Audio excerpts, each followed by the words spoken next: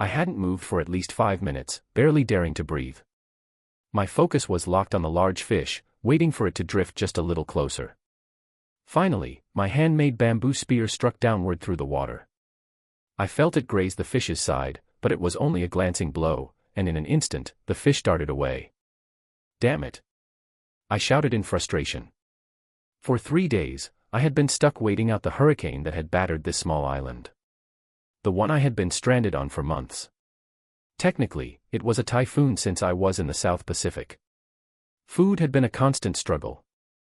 Coconuts were plentiful, but the only protein came from the fish I caught, either trapped in tidal pools as the water receded or speared with my crude weapon.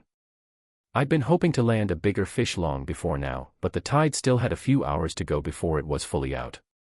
I used to love fish.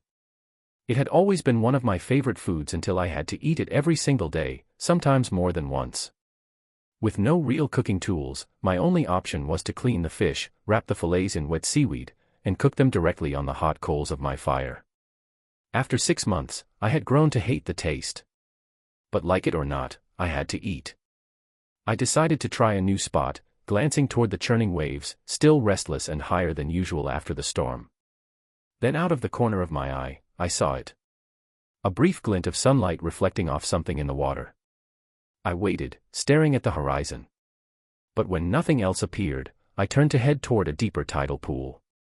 The water was up to my knees, but I knew as the tide continued to fall, this pool would shrink to just a few inches, while the deeper one ahead would still hold some depth. As I neared it, I caught another flash of something. Just a flicker. Curiosity got the better of me. I turned back toward the shore, scrambling up one of the many volcanic rocks jutting from the sand. From this higher vantage point, I scanned the ocean, and my heart nearly stopped. A boat. For over 6 months, I had been stranded here, and this was the first sign of another human being. But as quickly as my hopes surged, it faltered. Yes, it was a boat, but it was in rough shape. Both the fore and aft masts were broken off and water was creeping dangerously close to the portholes. As I watched, sunlight bounced off the glass. Damn, I muttered. The only thing keeping it afloat is probably trapped air pockets. Shells, still wrecked or not, it was the closest thing to salvation I had seen in half a year. The boat was slowly being pushed shoreward by the wind, which was still blowing fairly hard after the hurricane or typhoon or whatever the hell you wanted to call it. I had been born on the east coast of the United States and still always thought of storms like that as hurricanes.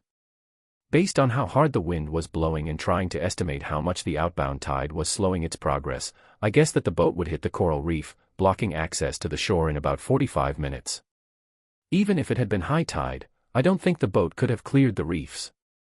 At high tide, there was about 6 feet of water over the reefs, and I doubted there could have been much more than 3 feet of water over them. Now, with how waterlogged the boat appeared to be, I knew it had to have a draft of a lot more than just 6 feet. As the boat hit the razor-sharp coral, it would be ripped to shreds. I still had, I guessed, about 45 minutes before that would happen and wondered if there was anything on board I could salvage before it was consumed by the sea. I ran back to the old lava tube where I had made my shelter and grabbed what perhaps is my second most prized possession on the island. Perhaps I should stop for a minute to explain how I came to be on this island. I had been hired on as cook on a freighter, making the San Francisco-Tokyo run. And when that ship had been sunk in another typhoon, I had barely managed to grab a life vest and jump overboard before my ship sank. As far as I knew, I was the only survivor. I had seen several of my shipmates also jump overboard as the ship began taking on water, but had not seen anyone else since. For 3 days, I was tossed by waves. The first night, the waves were towering cliffs, and I don't know how I lived through the tempest. For 3 days, I had no food and no water. Luckily, I was in the South Pacific and at least didn't have to worry about hypothermia or freezing to death. The lack of food and water, especially water, was already affecting me, though. I had already begun to hallucinate and knew it was probably just a matter of hours before my thirst forced me to drink seawater. That I knew would have killed me in a matter of hours. From what I had read, it would have been a rather painful death. I thought I was still hallucinating when I heard the sound of surf. Luckily for me, the tide was almost at its highest point that third night, so I just floated over the coral reef. I woke up the next morning, lying on a shore as a rain squall moved in. It was all I could do to turn over on my back and open my mouth, trying to catch the life-giving water falling from the skies. I managed to crawl across the sand and collapsed in the shade of some trees. I had no idea where I was and whether or not there were any predators, human or otherwise, on the island. I woke up at dusk and began to explore in the dwindling light. I actually tripped over something in the fading light, started cursing, and then realized that I had found one of the things that would keep me alive, a coconut. I immediately checked my pockets. Thank God I still had my knife. Years before, I had paid a ridiculous amount of money for a Swiss Army knife. It actually cost over $300, but came with so many different tools I couldn't even remember them all. This model, the Swiss Champ XAVT, had multiple blades, a can opener, a pruning blade, scissors, wood saw, reamer, punch, serrated blade, 2 magnifying glasses, pliers, a fish scaler, 2 hooks, a chisel, and a corkscrew. It actually had a digital clock with an altimeter, barometer, and thermometer, and even included a ballpoint pen. I haven't actually found a use for the ballpoint pen on the island, but I am ready if I ever need to write something down. Using the knife, I soon had the coconut open and drank the liquid inside, then started scraping the coconut off the inside and eating it raw. I had to force myself to eat slowly. I knew after 3 days with no food, if I started eating too fast, I would get sick. I ate one slow bite at a time until nearly sunrise. The amount of money I paid for the knife no longer seemed quite so ridiculous. That became my prized possession. The next day, I found my second most prized possession already on the island. I was walking along the shore when I saw something sticking up out of the sand. That something was the fin of a surfboard. I quickly dug it out and now had food, coconuts, and a certain amount of mobility. I have no idea how many thousands of miles that surfboard traveled before ending up on this island, but I was certainly glad to find it. Now that you know just a little of my immediate past, let's go back to the present. I grabbed the surfboard, ran to the water's edge, and started swimming to the boat. Once I approached the coral reef, I pulled myself on top of the surfboard, then paddled over the reef with my hands. Within a few minutes, I had reached the sinking boat. I could immediately tell it had once been a beautiful and expensive yacht. At one time, it had twin masts so it could sail, but I could also see what looked like a large inboard engine sticking out the back. Probably 70 or 80 feet, I thought. I paddled up to the side, which by now wasn't much higher in the water than I was on top of my surfboard. I eased over the side, then hauled my surfboard in. I began calling out to see if anyone was on board, but no one answered my call. I started walking into the shambles. That was all that was left of the cabin and saw steps leading down to what undoubtedly had been the galley, kitchen, and bunks. As I made my way down the steps, I was almost immediately in water up to my waist. On my left was a door, and when I forced it open, it turned out to be a huge galley. I was almost like a kid in a candy store. A multitude of pots and pans. As a professional chef, pots and pans were my life. I knew I needed something to carry them in. So, I continued my exploration. Immediately, across from the galley door was what turned out to be a bedroom. I left that room and went to the front of the boat and opened a third door. Inside was a huge stadiatrum with a king-size bed. Water was covering the bed, but I grabbed the pillows and removed the cases. I now had 2 large pillowcases and headed back to the galley where I stuffed as many pots and pans as I thought I would be able to carry on my surfboard. I went back to the first slightly smaller bedroom and also took the pillowcases off that bed as well. When I arrived on board, the water was up to my waist in the kitchen, but in just a few minutes, it had become several inches deeper. I knew I didn't have long to delay. I headed back to the stateroom and started opening drawers and closets. I found a .357 Magnum pistol and several boxes of ammunition and stuffed those inside my pockets. I also found several pairs of men's shorts, and since they looked like they would fit, grabbed those as well. My one pair of pants was just about worn out. I also found some soap and shampoo. And since I hadn't really felt clean in 6 months, grabbed those. I would have liked to have grabbed some blankets as well, but they were already all wet, and I knew the weight would be too much for me to handle just on my surfboard. I had only been on board for about 15 minutes, and the water was now up to my chest. So, I grabbed the clothes, stopped in the galley, and grabbed the pillowcases with the pots and pans. Oh, I had also thrown in some rather nice acrylic plates and bowls, along with a variety of knives and forks and spoons. I even grabbed a couple of glasses and mugs. There was a 2-burner gas stove in the galley with a heavy cast iron grate over the burners. There was no way to take the stove without a lot of tools I didn't have. Instead, I took the grate since I could use it to place over the fires I built every day. Once back on top, just as I was about to grab my surfboard, I heard what was unmistakably a groan. I already knew there was no one below decks, so I looked towards the bow front of the boat. I could see what looked like remnants of a sail lying there. I quickly made my way front, grabbed the sail, and pulled it back. I saw 2 things. One of the things I was actually very glad to see. The other, well, I was actually rather ambivalent about that. The thing I was actually glad to see, and the thing that I was ambivalent about would probably surprise most people. The thing I was glad to see was a Zodiac or rubber raft. It was tightly compressed in a cube, but I knew I could cut the straps and inflate it using the compressed air bottle that was attached. That meant I could inflate the raft, then go back and grab even more stuff, including blankets and more cooking utensils. The thing I was rather ambivalent about, well, that was a woman. I think most normal, red-blooded American men who had been marooned on a tropical island for 6 months would probably have been happier to see the woman than they would be to see the Zodiac. But then most red-blooded American men probably haven't had the same experiences with women I had, including spending 2 years in a state penitentiary on a bogus assault charge. The assistant district attorney, a woman, knew was completely bogus. Add to that having your wife rip your heart out later on while stealing over $500,000 and the one thing in your life you loved more than any other in the world, your son. As I looked at this woman, a few things stood out. First, she had striking features with long red hair. Second, she was wearing very short shorts and her bikini top was held together by a simple string. Third, I couldn't ignore the large, nasty-looking bruise on her forehead. Despite my past struggles with relationships, I never once considered abandoning her and taking the Zodiac back to shore. Leaving her to fend for herself was never an option. I would like to say that unfortunately, I can't. I actually did consider it. True, it was only for a second or two, but I did consider it. I had been on a tropical island by myself for over 6 months without another human being to talk to and I was almost happy.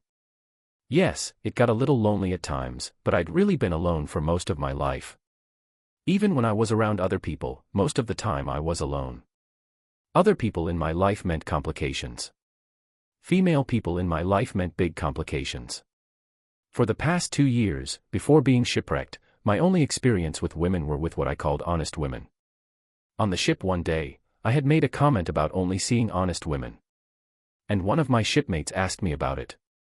Most women screw you, then take your money, your heart, everything important to you, I explained.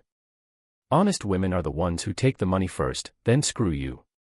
Or in other words, hookers.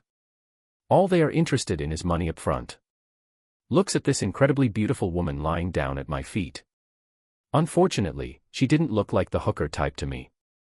Not that I would have had any money to pay her anyway. I already knew if she lived somehow someway, I was going to get royally screwed. And I don't mean the good type of screwed. I don't know how long I stood there just looking at this woman.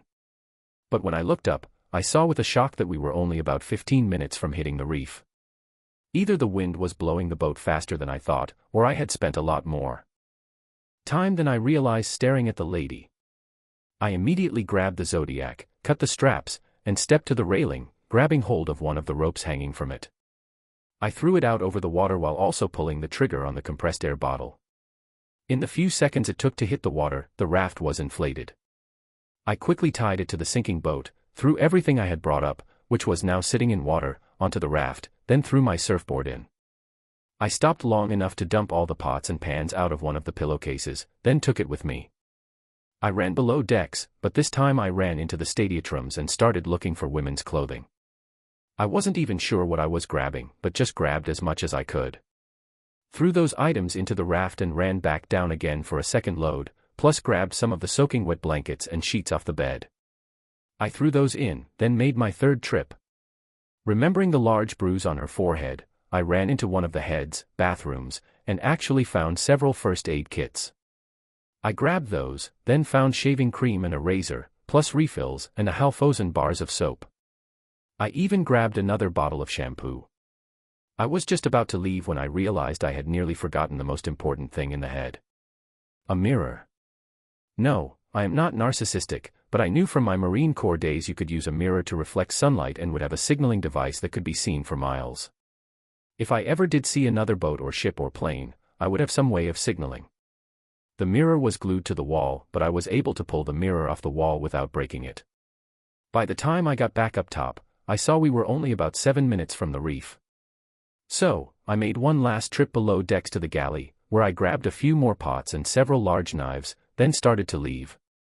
Idiot, I thought to myself, turned back in and opened cabinets until I found a large spice rack with 30 or 40 bottles of spices on it. The only spice I had on the island was salt, so this would be a nice change of pace. Even more important, at least to my personal tastes, were several large sealed containers of coffee, instant and brewed. A smaller container of tea and a couple of containers of sugar along with artificial sweetener. 6 months, 6 friggin' months without coffee or tea. I threw those containers into the pillowcase, found a metal coffee pot, and then headed back up top. By the time I got back up and carefully put all the stuff in the raft, being extra careful with the knives so they didn't puncture the raft, water was almost lapping over the railing. Water was actually splashing from the boat back into the Zodiac, so it now had several inches of water in it as well. I ran up front, carefully picked up Sleeping Beauty, and made my way back to the raft. I was shocked by how small she actually was. Somehow, she had looked larger while lying down. I doubt she weighed much more than 100 pounds, maybe 105 at the most. It was difficult to gauge how tall she was since I was carrying her, but figured she was about 5 feet 2 inches or maybe 3 in tall. I also couldn't help but notice, since they were now just a few inches from my face, her frame. They were small but looked firm and were absolutely beautiful. Hey, I said I could no longer trust women. Not that I couldn't appreciate beauty when I saw it. Despite everything women had done to try to destroy me since the day I was born, I don't hate women. I now prefer to deal with women on a strictly professional basis. But I can still look. Once I had put SB, Sleeping Beauty, in the raft, I stepped over, untied us from the boat, and grabbed the oars from their holding place in the raft. I quickly rowed away towards shore. As I passed over the reef, I could see there was less than 2 feet of water covering the reef. Before I was halfway to shore, I heard the boat hit the reef. I stopped rowing and looked back. The bow of the boat was thrusting upward over the reef, and I could see the bottom was ripped open from the impact with the razor-sharp coral. As the bow came up, the aft was forced underwater, which must have allowed any remaining air pockets to empty out. With a loud groan, the boat slid backward, disappearing beneath the waves. I knew the ocean bottom on that side was well over 100 feet deep and then slanted steeply down even more. I turned to my forced companion. "Well, come on, SB. Let's head for shore," I said to her unconscious form. As soon as the front of the Zodiac hit sand, I jumped out, grabbed a line at the front of the raft, and ran to the shade, pulling the Zodiac behind me. I picked up SB to get her out of the water in the bottom of the raft and carefully laid her down with her back against a curving coconut tree. I grabbed one of the pots and headed inland to where a natural spring allowed water to bubble up to the surface. I filled the pot and returned to SB. I had no way of knowing how long it had been since she had had anything to drink, but based on my personal experience 6 months earlier, I knew I needed to hydrate her.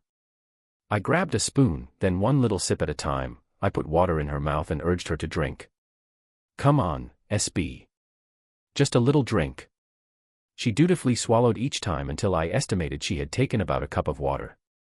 I had a whole raft full of wet clothes and blankets, so I immediately started laying those out all across the sand. I knew with the wind still blowing briskly, plus the hot afternoon sun, it would not take long to dry these things out. Next, I pulled out all the pots and pans, then turned the raft over to dry.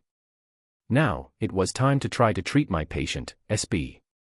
When I went back to check on her, she was still leaning back against the tree, but I could see her arms and legs were covered with goosebumps, and she actually looked like she was shivering.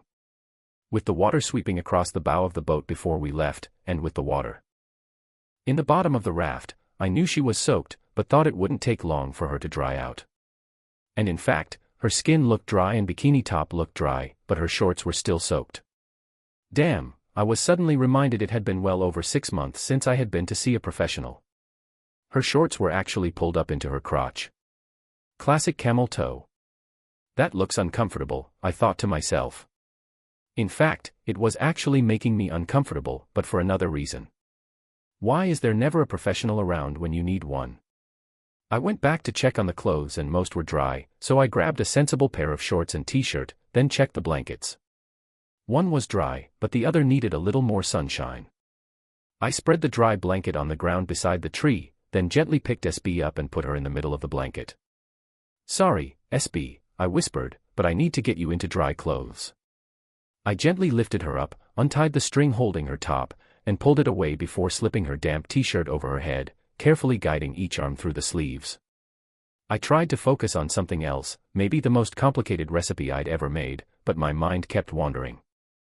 I hesitated before removing her shorts, my thoughts scrambling through the steps of making Hollandaise sauce in an attempt to stay distracted. Finally, I sighed, apologized out loud, and pulled them off quickly. After changing into dry clothes myself, I wrapped Essie in a blanket and checked on the rest of the laundry. The other blanket had dried, so I folded it and placed it under her head, stacking some clothes beneath her feet for support. I tried to think about making turducken, a deboned chicken stuffed into a deboned duck and both placed inside a deboned turkey. But I realized my mind was still wandering too much. Shaking off the distraction, I grabbed one of the waterproof first aid kits. I carefully wiped away a bit of blood from the bruise on her forehead. Applied antiseptic, and placed a bandage over it. ESB groaned again when I applied the antiseptic. I went back to my lava tube shelter and grabbed a handful of dried leaves and moss along with some small kindling I had cut up with my knife. I arranged rocks in a circle, then put the makings of a fire into a frying pan and went out on the sand, which is being heated by the now blazing hot sun. I opened my Swiss Army knife and used one of the magnifying glasses to concentrate the sun's rays onto the dried leaves and kindling. Within a few minutes, I had smoke, which I carefully blew on, then had a small fire going. I dumped the fire onto the circled rocks, then started adding increasingly larger pieces of wood until I had a nice fire going.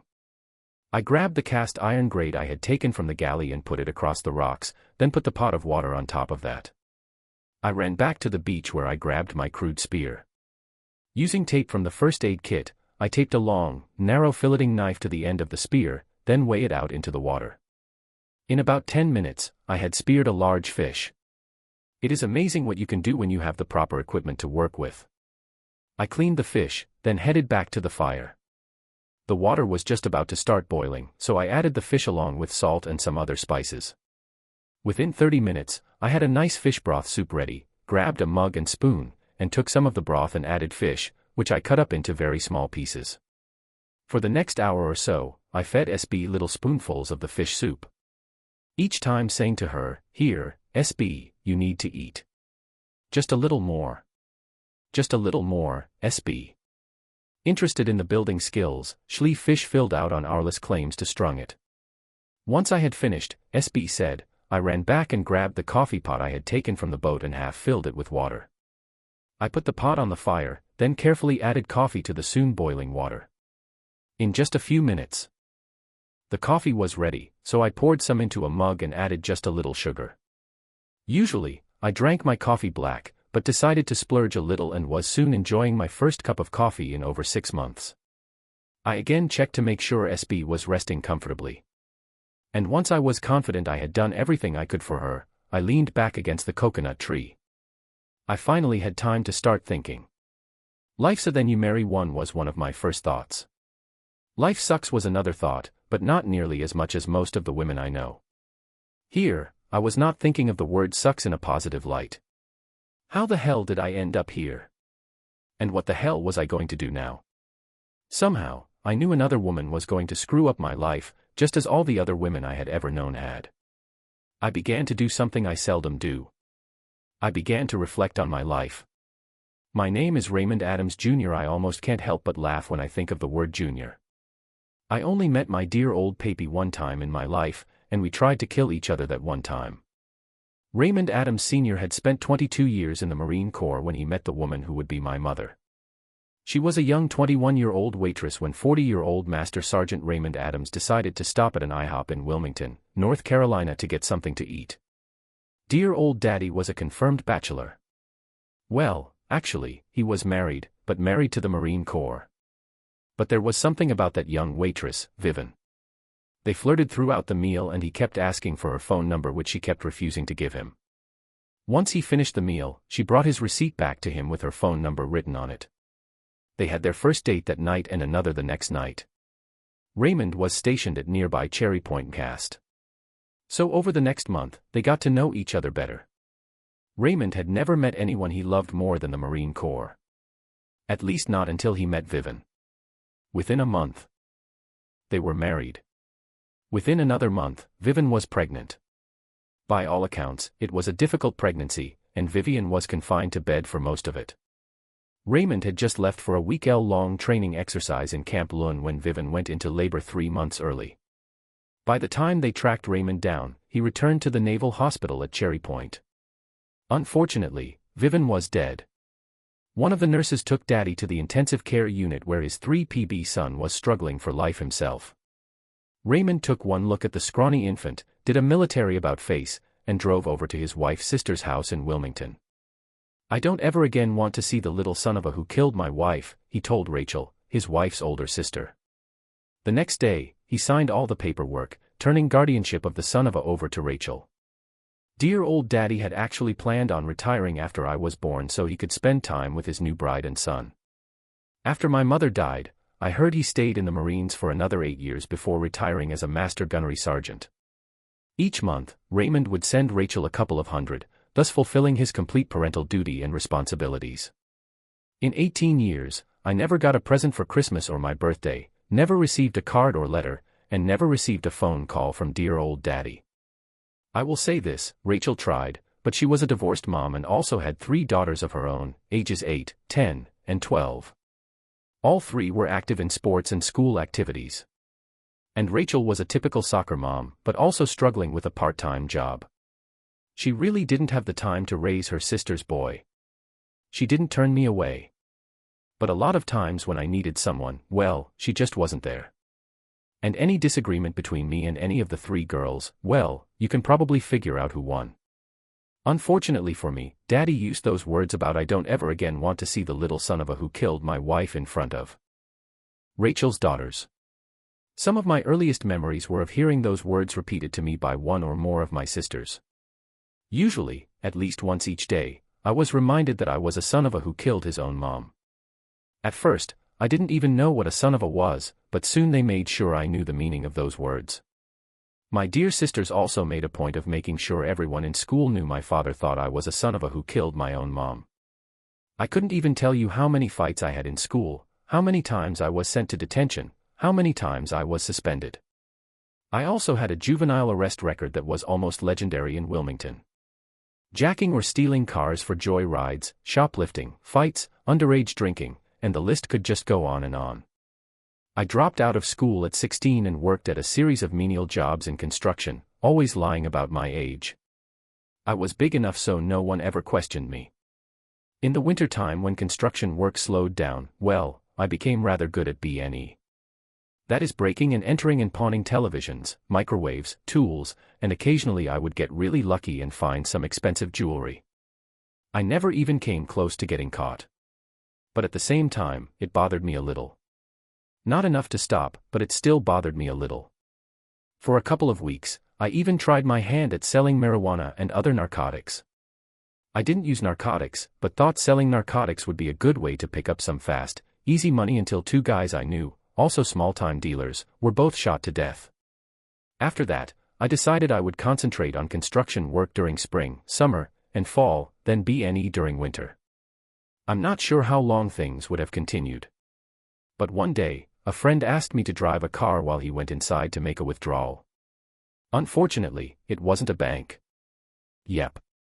Just before my 18th birthday, I hit the big time. I drove the getaway car for an armed robbery at a convenience store. Perhaps I should mention this convenience store just happened to be located 1 block from a Wilmington Police Department substation. A convenience store the cops usually stopped at either at the beginning or end of their shift. My friend timed it perfectly. There were a half-dozen uniformed cops inside when he ran in, gun in hand. 30 seconds after he ran inside, 3 cops walked outside, all pointing weapons at me. To this day, I don't know why the judge gave me a choice. Instead of just locking me away in prison, I think anyone who knew me probably figured that someday I would end up on an FBI Most Wanted poster. 2 years in prison or 4 years in the Marine Corps were my choices. I had been at the Marine Corps Recruit Depot, Parris Island, South Carolina for 3 days when I reached the end of my patience. "Screw you," I told one of my drill instructors. My father, I was told, was about 6 feet 5 inches in and weighed about 235 pounds. I wasn't that big, but I was still about an inch over 6 feet and weighed 190. A little extra around the waist, but I was actually in better shape due to the construction work than most of the other recruits. My drill instructor was 5 feet 7 inches, and I doubt he weighed over 160 pounds. I had him by close to 6 in and 30 pounds. I never saw the first punch. 1 second I am screaming, "Screw you!" And the next I am flat on my back. I got up almost as fast as I went down and charged him, swinging wildly. I never saw the second punch either. This time it took a few more seconds to get to my feet, but I again ran at him and tried to throw a punch. I guess the third time is the charm. I at least saw his third punch. Couldn't do a damn thing about it, but at least I saw it. After the third punch, I was lying flat on my back for about 30 seconds, wondering where the mule was that just kicked me in my jaw. The drill instructor stood over me, looked down, and said, "I can keep this up all day. What about you?" He wasn't even breathing hard. We both started laughing. Then he put his hand down to help me get up. I tried to knee him in the groin as I got up, but found myself being thrown about 10 feet through the air before again landing on my back. I rolled over, jumped up, and tried to tackle him like a football player would tackle an opposing player. His knee caught me in the pit of my stomach, and he clubbed me in the back of my head with both fists. This time, I stayed down, at least until they threw water in my face to wake me up. I had been in dozens, if not hundreds of fights. And while I didn't always win, at least the other guy knew he had been in a fight as well. He still wasn't even breathing hard. After he helped me up again, he started explaining how I was telegraphing every move I'd been trying to make and showed me some throws and counter punches. Within 2 weeks, he named me platoon guide, who was responsible for carrying the platoon's guide honor flag. I was the only person in my platoon who graduated with the rank of private first class instead of just private. By the time I graduated, I had added more than an inch to my height and gained over 20 pounds while dropping several inches off my waist. Boot camp was followed by advanced infantry training at Camp Lund, North Carolina, where I again was named platoon leader. And before I left, I was meritoriously promoted to Lance Corporal. Then I was given 2 weeks leave before reporting to my first duty station and training as a cook. Yes, cook. I barely knew how to boil water, but the Marine Corps determined I had all the qualifications needed to become a cook. I guess those few times I had scrambled eggs and made toast while growing up must have impressed someone at Parris Island. I really didn't have a home to go to since Rachel had officially kicked me out of her house. She had no choice really after she came home unexpectedly one day and found her youngest daughter, who by now was 24, naked on top of me. I was 16 at the time. Even though she was on top and obviously enthusiastically enjoying herself, she told her mom I forced her to have sex with me. It wasn't the first time I had been betrayed by a woman, but this one really hurt. I thought she actually cared for me since she had always been the nicest of my 3 older sisters. So, no, I didn't have a home to go to, but I ended up in Wilmington anyway. I had only been back a few days when I met up with a guy I'd gone to school with. I didn't know it, but he had been at boot camp the same time I was, but in another company. He told me to go home and change into my uniform since he knew a couple of bars where a lot of ex-Marines hang out, and they would usually buy drinks for any Marines in uniform. I went to my motel room, changed clothes, and met him at the bar. Technically, we were both too young to buy drinks, but I could easily have passed for much older, unless the bartender asked to see some ID. Since other people were buying, they didn't ask. I think I was on my 5th or 6th beer when it happened. The entire time I had been there, people kept coming up and shaking my hand, identifying themselves as former Marines. This really big guy walked up to me.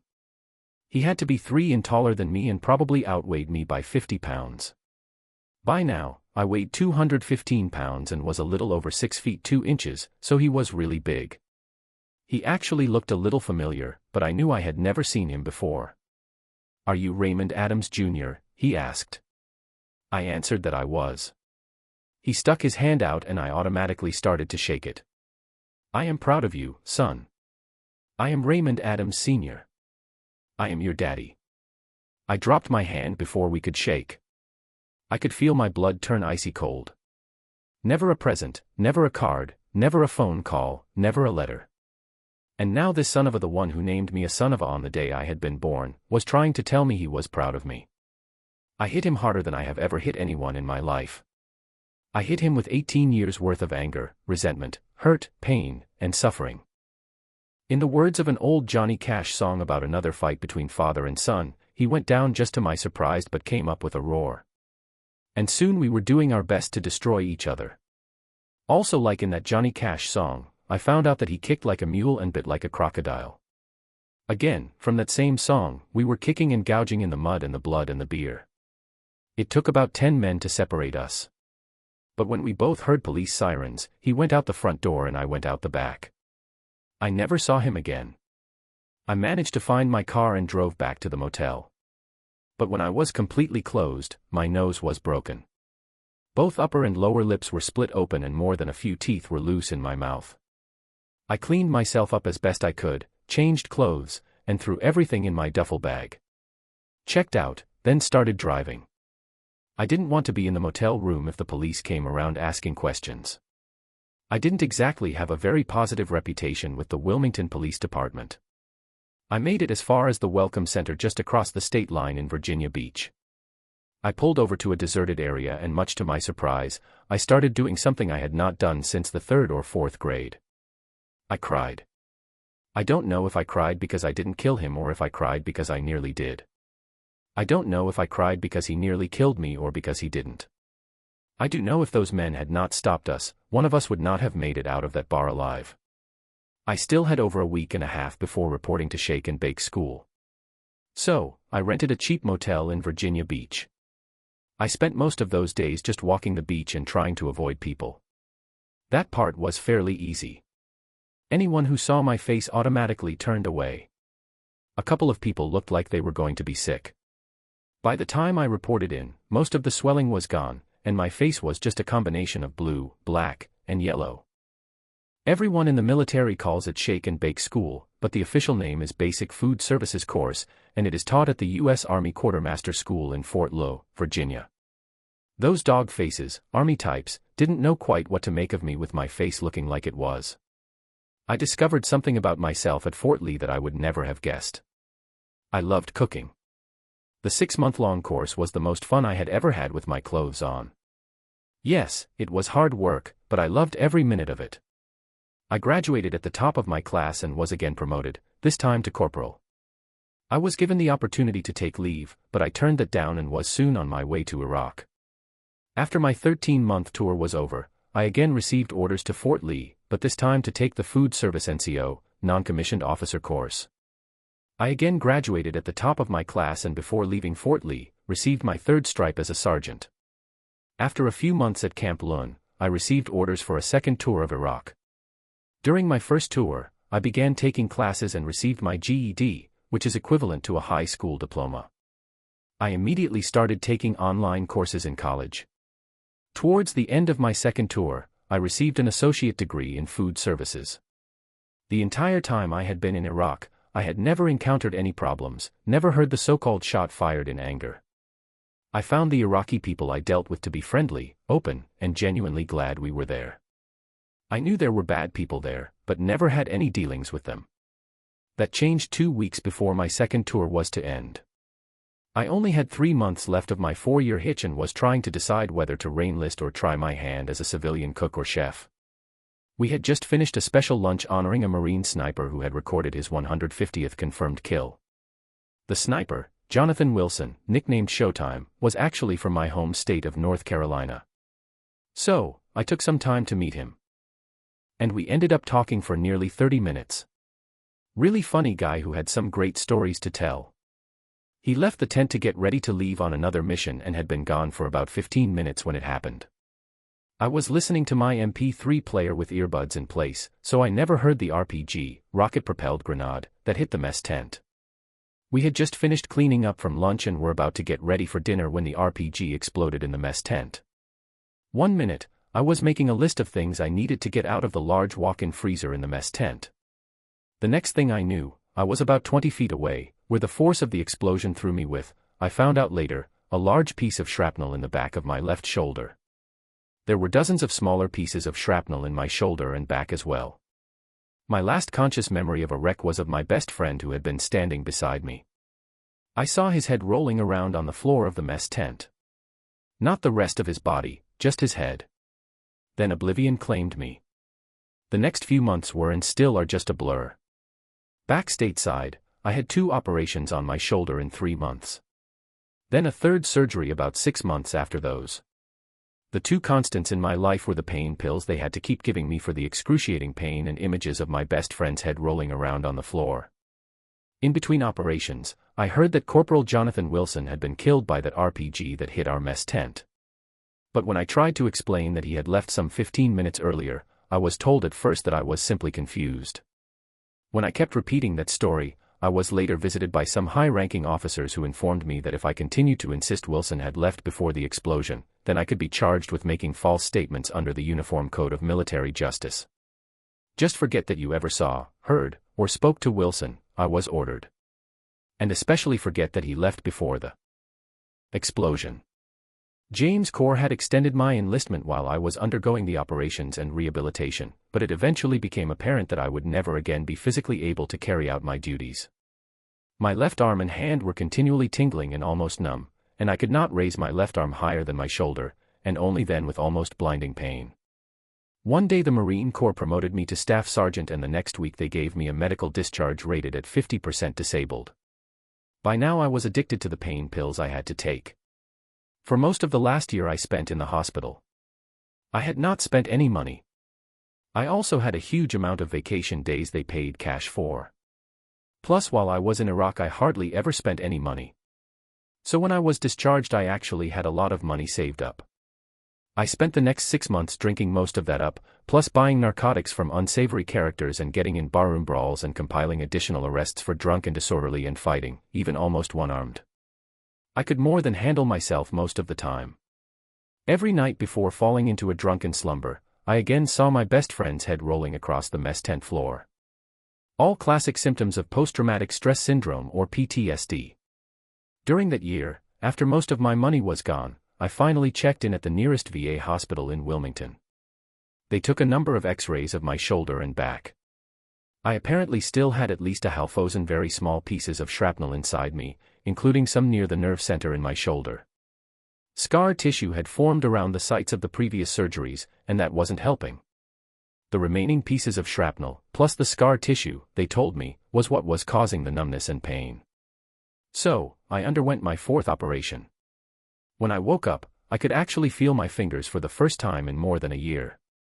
I was still in a lot of pain, but the doctors told me that would eventually stop if I kept up with my physical therapy.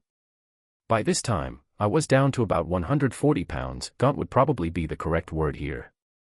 Of course, I was still addicted to painkillers, but I stopped drinking and eventually weaned myself off the pain pills.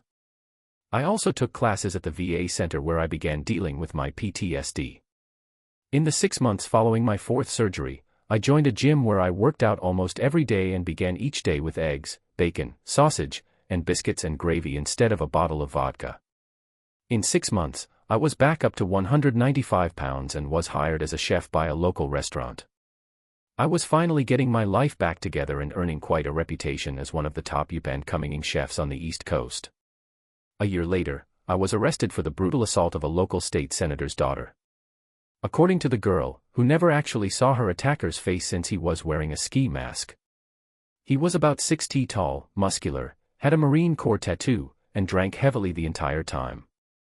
During her nearly 8-hour ordeal, she had been assaulted repeatedly and was beaten up a couple of times. She said he started choking her, then would start crying and apologize for what he was doing, then did it again. Obviously, someone with issues, someone with emotional problems. So, the police began looking for tall, muscular Marines or former Marines who drank a lot, had a tattoo and arrest records for drunk and disorderly. Someone who had emotional problems, perhaps suffering from PTSD. Guess who they found? I actually was not that worried at first. Yes, it was incredibly shocking to be arrested for the vicious assault, but I had been with someone else that night, a woman I met at the restaurant. She had actually picked me up and I spent the entire night with her. Unfortunately, all I had was a first name and a description, as I was to find out much later. The first name was made up, and while she had read about the case and knew I was innocent, she was afraid to come forward since she was married. Another betrayal by another woman. When my public defender asked about DNA evidence, we were told the attacker had worn a condom each time, so there was no DNA available for analysis. Again, I found out later that was also a lie. There was semen. It had been analyzed and the assistant district attorney trying the case knew I was innocent, but she needed a quick conviction. Another betrayal by another woman. The assistant DA had actually convinced the investigating officer to change her story about what she had found at the assault scene. Still another betrayal by yet another woman. Unable to mount an effective defense, I was convicted of assault, aggravated assault, sentenced to 10 years in the North Carolina State Penitentiary system. I suppose as far as prison life went, I had it a little easier than most. Because of my background as a cook in the military and as a civilian chef, I was assigned to the prison cafeteria. And actually, within a few months, I was all but running the place. I planned the menu, ordered ingredients, and supervised the actual food preparation. The food was so much better than what had been served in the past. The other inmates quickly put out word that if anyone bothered me, there would be hell to pay. After about a year and a half in prison, Victoria Peterson entered my life.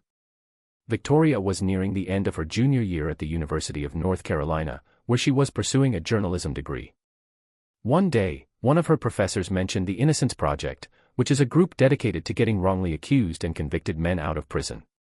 Victoria volunteered and was assigned to review my case since I was appealing the conviction and maintaining my innocence. As Victoria began reading all the hundreds of pages of notes, she noticed a discrepancy. When the victim was initially interviewed, and in at least one follow-up interview, she stated her attacker had a Marine Corps tattoo, but it was on his forearm. My tattoo was on my upper left arm. The victim had also mentioned at least twice that while the attacker had very dark, tanned arms, his chest, stomach, and back were nearly white.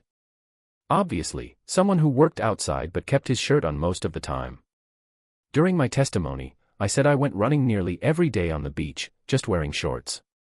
I had Victoria check with some of the people I frequently went running with, and they found a group photo of us, and it was obvious I had a very dark tan all over. That photo had been taken 3 days before the assault. At some point, the woman I had been with that night contacted Victoria. Apparently, she heard about Victoria's trying to gather new evidence in the case. That woman had since gotten a divorce and signed a statement that I had been with her the entire night and also agreed to testify in court. Based on those 3 pieces of evidence, Victoria finally got to talk to the victim herself. The victim stated that the investigating officer and the assistant DA spent hours and hours badgering her until she finally changed her story. The most incredible part of the story from the victim, though, was the fact there was semen available. The attacker had not used a condom. The victim even had semen in her hair. In fact, the investigating officer had collected a lot of DNA evidence, but then told the victim the crime lab had accidentally damaged it, so it was no longer usable. The only way they could get a conviction, she was told, was if she swore the attacker wore condoms during each attack. Incredibly enough, the police department still had samples of the semen. And when it was tested, it proved I was not the attacker. Gathering all the information and getting the semen tested had taken nearly 6 months. The actual hearing took less than 2 hours. I walked into court wearing shackles on my hands and feet and walked out a free man. The assistant DA, now the district attorney, had her law license revoked by the North Carolina Bar Association and was forced to resign. The investigating officer, who now worked for the DA, was fired. Legal charges were pending against both. The judge ordered that any record of my having been arrested and convicted be removed from my record. The legal term is expunged. I walked into court having served 1 year, 11 months, and 28 days of a 10-year sentence. I walked out with Victoria holding my hand. We spent that night, in fact, the next several weeks together. By now, Victoria was a senior in college with just a few more months to go to get her degree. She told me she was taking the pill. Within a month, she was pregnant. I can't really say I ever loved Victoria. Obviously, I was very grateful for her help in getting me out of prison and proving my innocence. And while I think she was in love with the idea of being in love with someone she had helped, I don't think she ever really loved me either.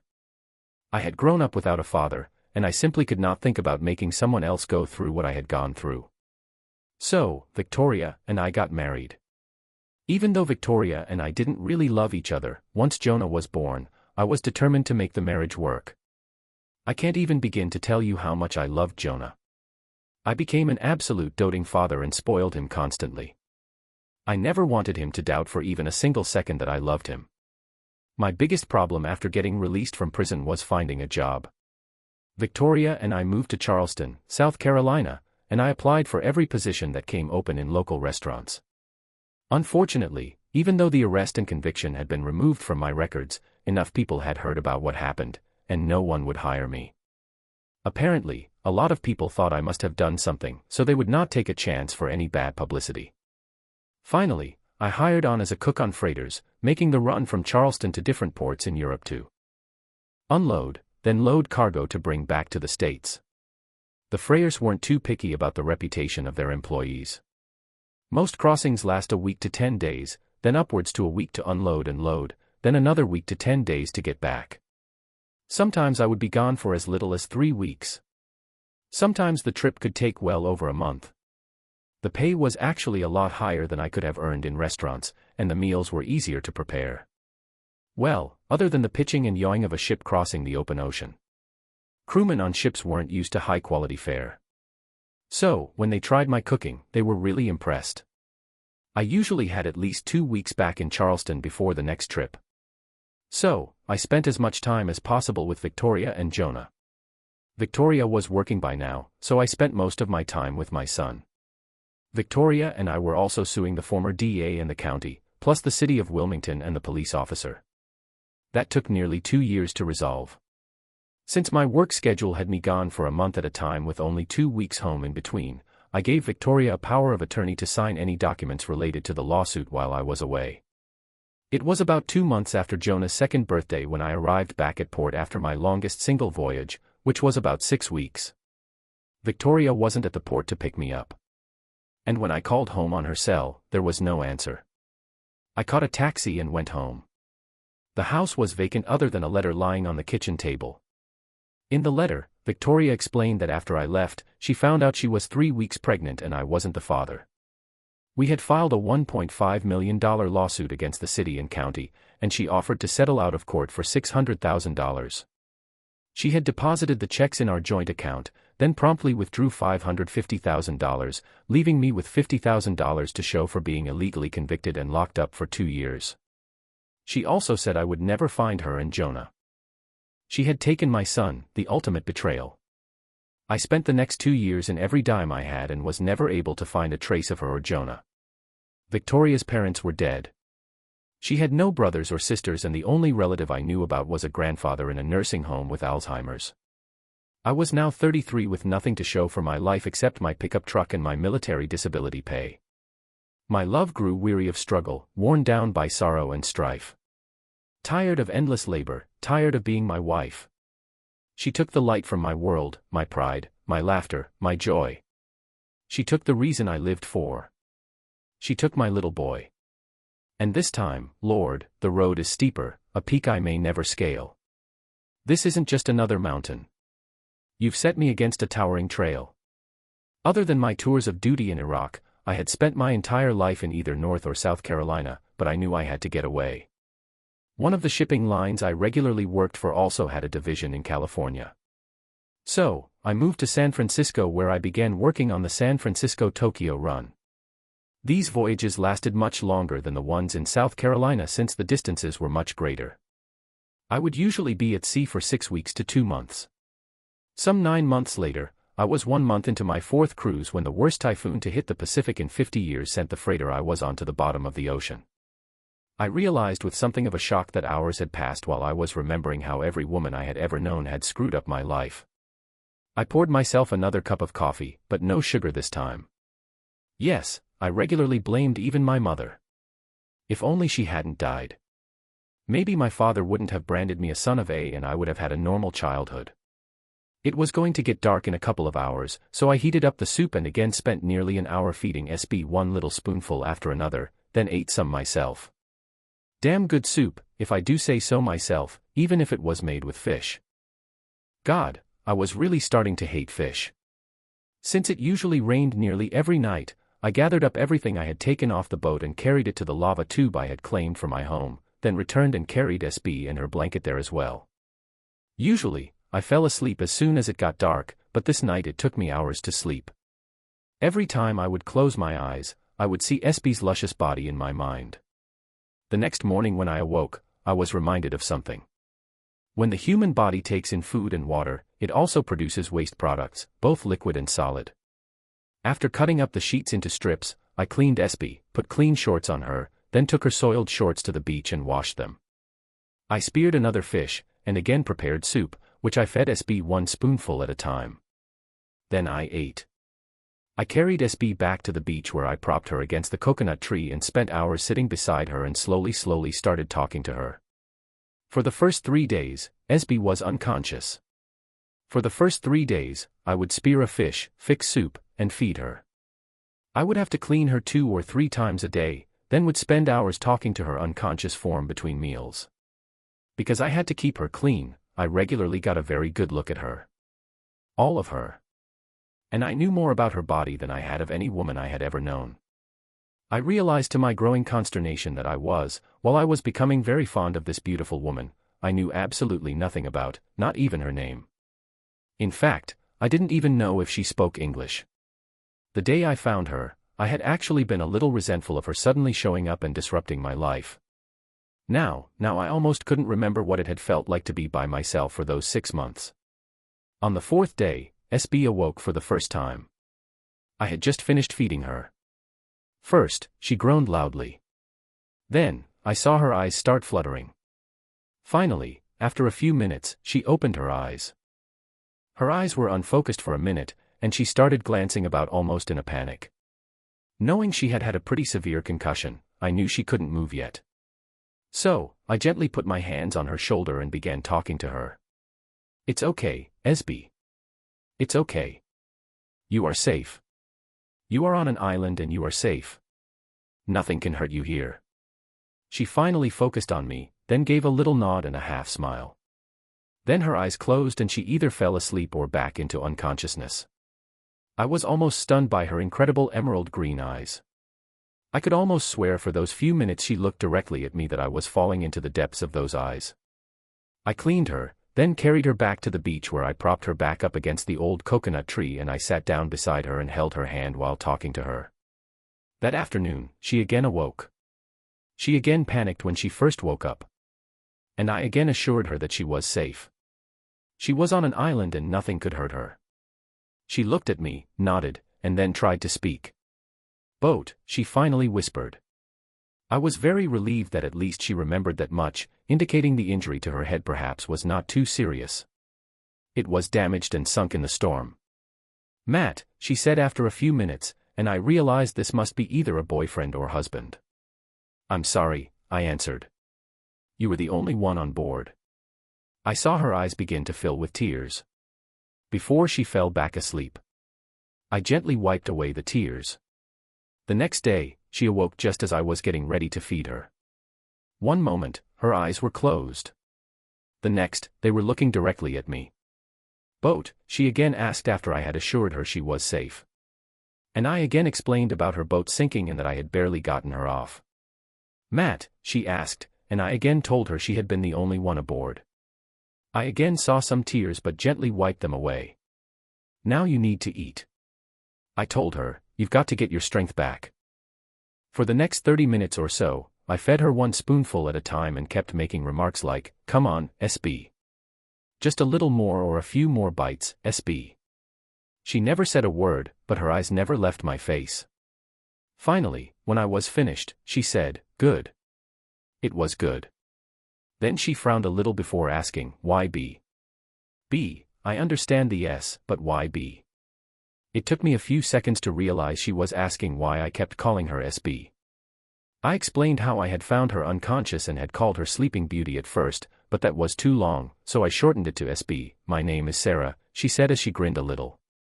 "Okay, Sarah. Now you need to get some sleep," I suggested. She shook her head a little. "I think I like the way you say SB better," she offered, then fell asleep. I again talked to her as she was sleeping. That afternoon, Sarah woke up and stayed awake this time for over an hour. I spent 30 minutes feeding her. Then, she started asking who I was and where we were.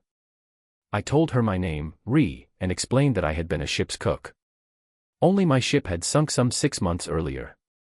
We had been blown way off course, so I don't really have any idea where we are other than somewhere in the South Pacific. I told her about the island for a while, then could see she was getting sleepy. "You need to rest," I advised her, then told Sarah that I would carry her back to the cave so she could sleep.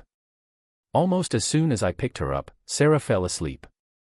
However, when I carefully put her down, she woke up and grabbed my hand. "Thank you," she said, and squeezed my hand before falling back asleep. The next morning, Sarah woke up as I was cleaning her. She flushed bright red, but didn't say anything until after I had finished and helped her put on a clean pair of shorts. I again picked her up to carry her to the beach, but when she put one arm around my neck and rested her head against my shoulder, I stumbled and almost fell. After I put her against the coconut tree, she blushed, then asked how long I had been taking care of her and cleaning her. I told her this was the 6th day she had been here, that I had been feeding and taking care of her for 6 days. She had been looking down at the ground until I added, "Sarah, you don't have to worry." "I mean, I haven't. Nothing has happened, Sarah. I swear." Grabbed my hand in both of hers, then lifted her head until she was staring into my eyes with an almost laser-like intensity. It felt like her incredible green eyes were penetrating into the depths of my soul. "I know, Ray. I've known since the first time I saw you after I woke up that I was safe, that you would never take advantage of me. I don't know if I've ever felt so safe before." Then she surprised me even more when she raised my hand to her lips and actually kissed the back of my hand.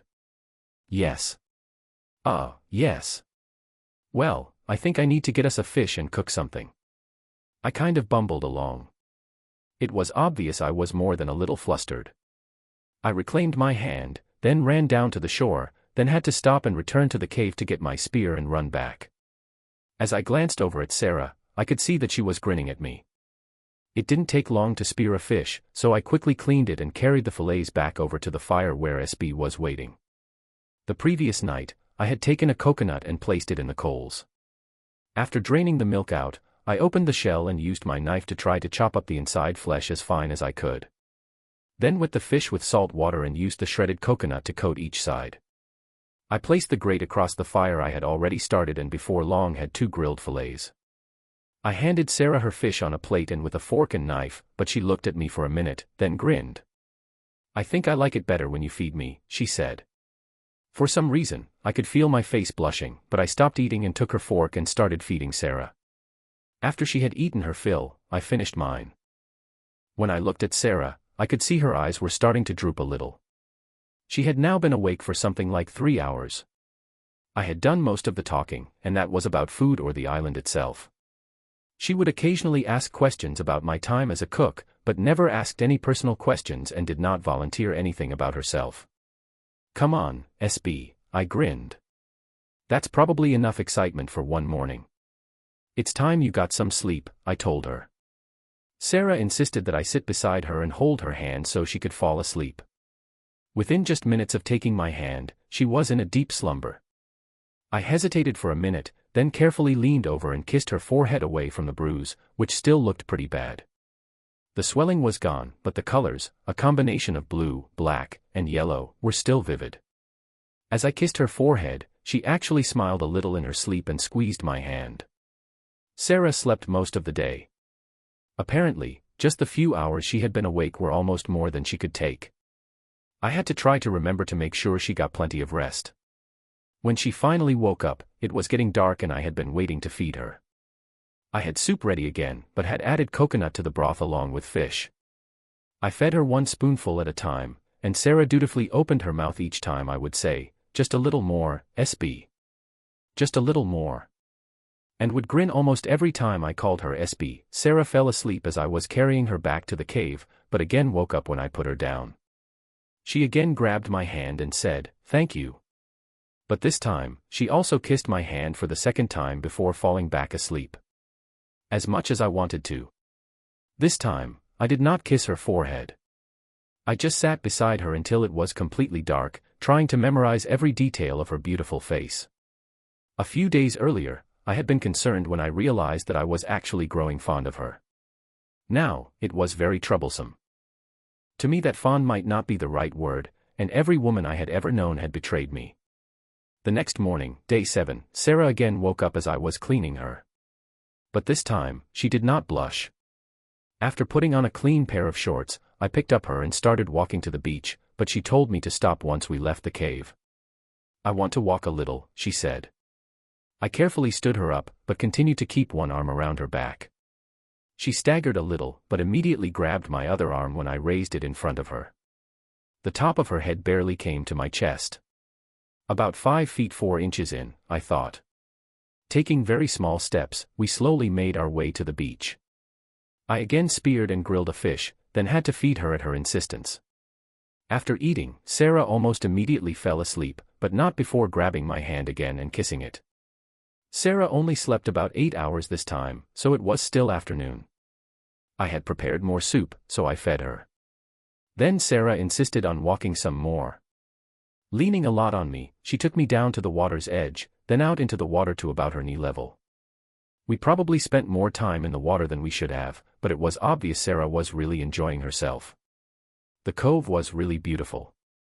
When we started walking back, Sarah started really dragging her feet, so I knew she was a lot more tired than she had let on. I finally just picked her up again, but this time she wrapped both arms around my neck and rested her head in the hollow between my shoulder and neck. Once we were back in the shade, we both had a little more fish soup.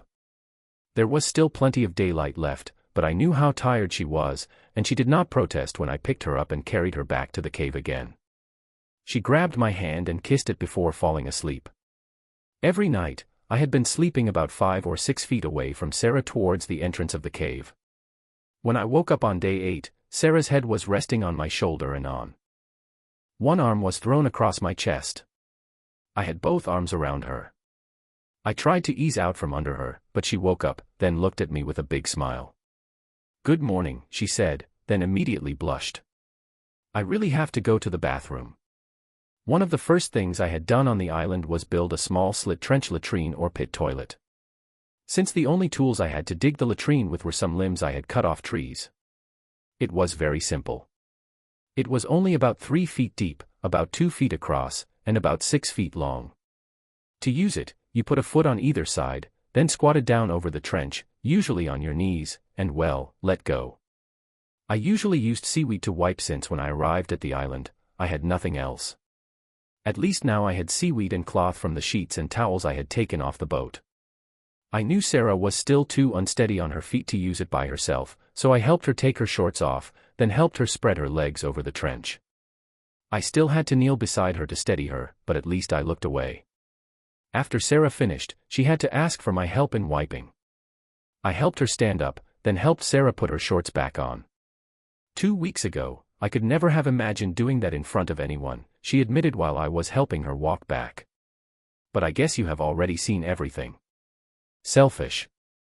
Sarah was nearly walking without any assistance, just lightly keeping one hand on my arm.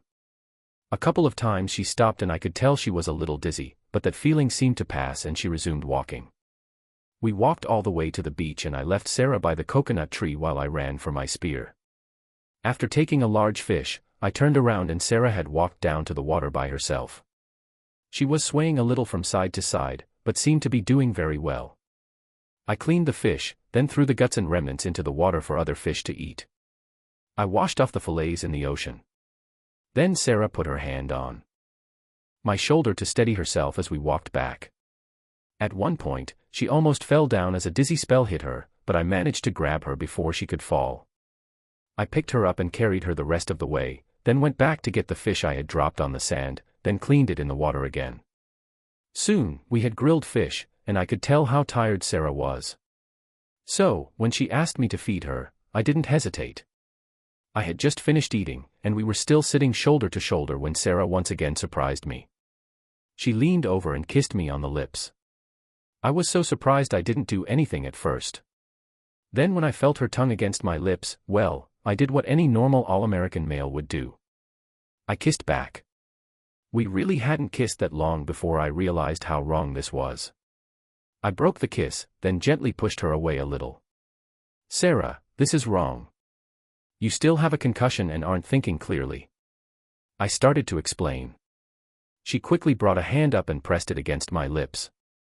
I had thought she might be upset that I had broken off the kiss, but instead she smiled and said, "See, I told you I was perfectly safe with you." She grabbed my hand and snuggled against my side and was soon asleep, leaving me wondering what the hell I was going to do. It had really taken all my willpower to break off the kiss, and I didn't know if I could do it again. Kissing Sarah had felt more right, more natural than with any other woman I had ever kissed. I think that was when I finally realized that I was actually in love with Sarah. But every woman I had ever known had betrayed me. How long before Sarah did also? I knew if we were ever rescued from this island, any misplaced feeling of gratitude she had for me would soon disappear. She would return to her world of money and privilege. And what world would I return to? It would have been better for me if SB had never shown up. Sarah slept for about 4 hours before she woke up. In the meantime, I had speared another fish and had just started the soup. Sarah wasn't hungry yet, so when she asked, I agreed to let her walk some more. This time, she grabbed my hand as we were walking. We again walked down to the shore. Then Sarah eased herself down into the warm water before dunking her head under. I haven't washed my hair in over a week, she complained as she tried running her fingers through her thick, wet hair. It feels so sticky and yucky. I then remembered the other things I had taken off the boat. Oh, I forgot, I started to say, but I did manage to grab several bars of soap and a bottle of shampoo. And you were just now telling me, she yelled, then started splashing water on me while grinning. Right now, I would kill to be able to take a bath and wash my hair. And if you know what's good for you, then you better get me that soap and shampoo now. Laughed. Then told her I would be right back. I grabbed the soap and shampoo, then 2 of the biggest pots. I stopped at the natural spring where we got our drinking water and filled both pots with fresh water, then carried everything down to the beach. When I handed Sarah the shampoo, she asked if I would wash her hair for her. So, I sat down in the water and she knelt in front of me with her back to me. Her hair was already wet, so I squeezed some shampoo on my hand and started washing her hair. I had never washed a woman's hair before, but soon discovered that I loved the feel of her long hair in my hands. "Your hair is so beautiful," I remarked at one point after I had washed all the soap off with seawater, then couldn't resist adding. "And I couldn't help but notice that you are a natural redhead." When I had been cleaning her, I'd noticed that her hair had started growing back and down there. Sarah's face flushed nearly as red as her hair, but she didn't say anything for a minute or two. To tell you the truth, she admitted after a minute. "It's driving me crazy. It itches so much. And if you now tell me you also got my razor and shaving cream and didn't tell me, I will kill you." He didn't say anything. Sarah finally turned around and as soon as she saw my face, she knew. "You have my razor and didn't tell me?" she demanded. "Why, you jackass." She then launched herself at me, pushing me backward. I was already sitting down, so my head immediately went underwater. I came up sputtering and laughing, and Sarah was laughing as well. I really couldn't do anything since I was still worried about Sarah's concussion. So, when she pushed my head under again, the only thing I could do was tickle her a little. Before I could stop her, Sarah threw both arms around my neck, and she was kissing me again. Soon, my tongue was deep in her mouth, and I didn't think I would be able to resist this beautiful woman again. About that time, a large wave broke directly on top of us, and that finally broke the kiss and the passion I was feeling. "Look, SB, I don't know what to say, but I just don't think," when Sarah interrupted me. Yes, I know you think my brains are scrambled," she said. I'll let you get by one more time, but you better get used to the fact that sometime in the next couple of days, I am going to screw your brains out. Sarah had a big grin on her face as she said that. But the grin slowly eased off as she realized I wasn't grinning.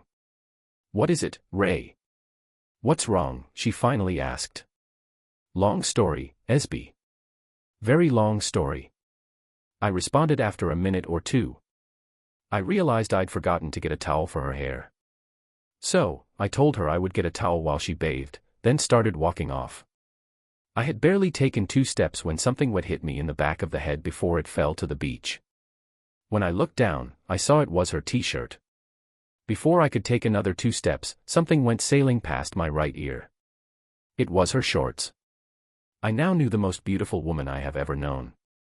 And a woman who had just told me she wanted to screw my brains out was as naked as the day she was born. I stood there for a minute or two, then kept walking. It took just about all the willpower I had, but I did not turn around. I knew if I did turn around, I would not be able to resist her again.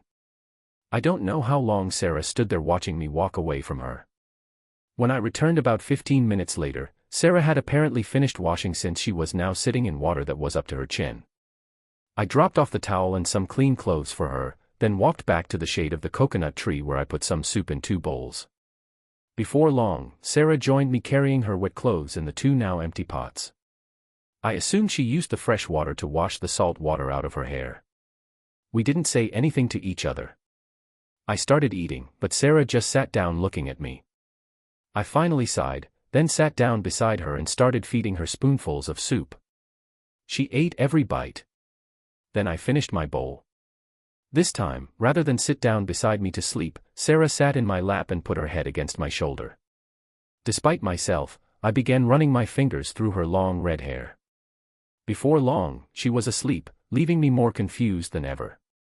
She slept another 4 or 5 hours, so when she woke up, there was another hour or 2 of daylight left.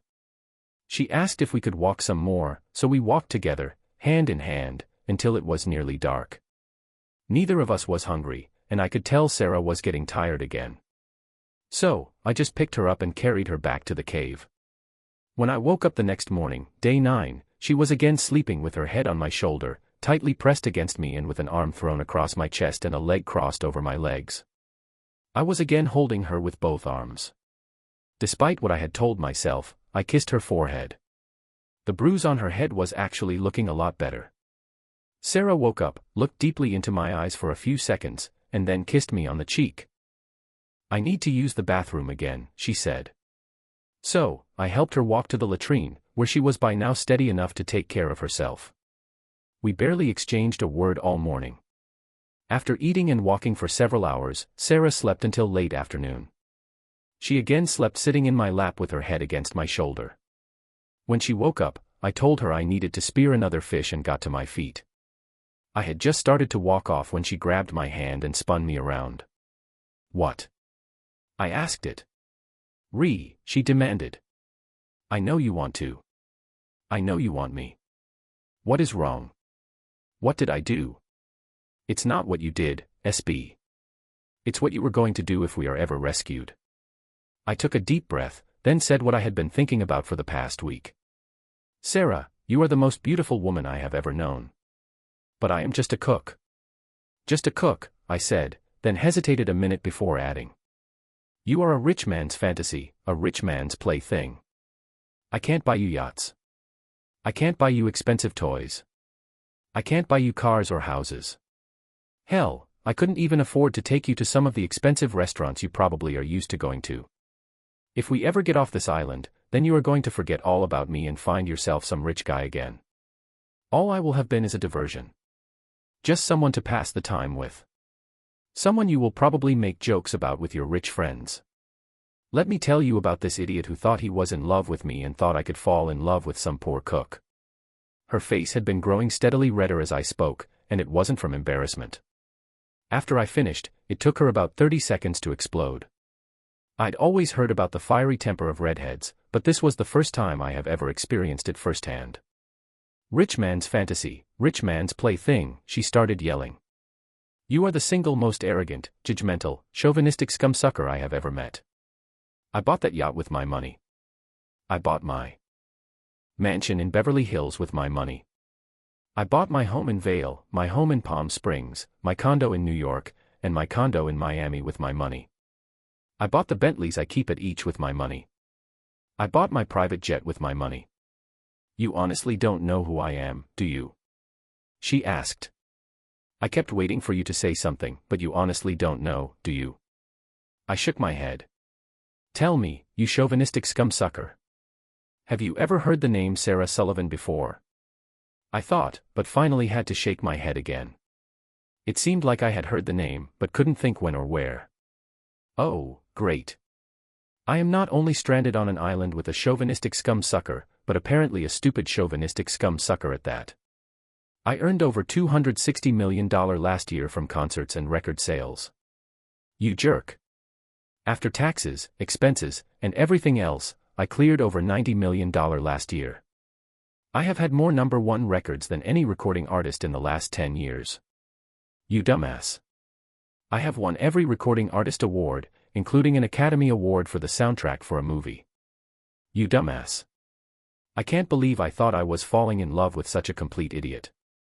It is too bad your parents didn't teach you some manners. You are just a miserable, stupid son of a. Sarah later told me she honestly thought she had crossed the line at that point, saying that despite my heavy tan, my face turned white as a sheet.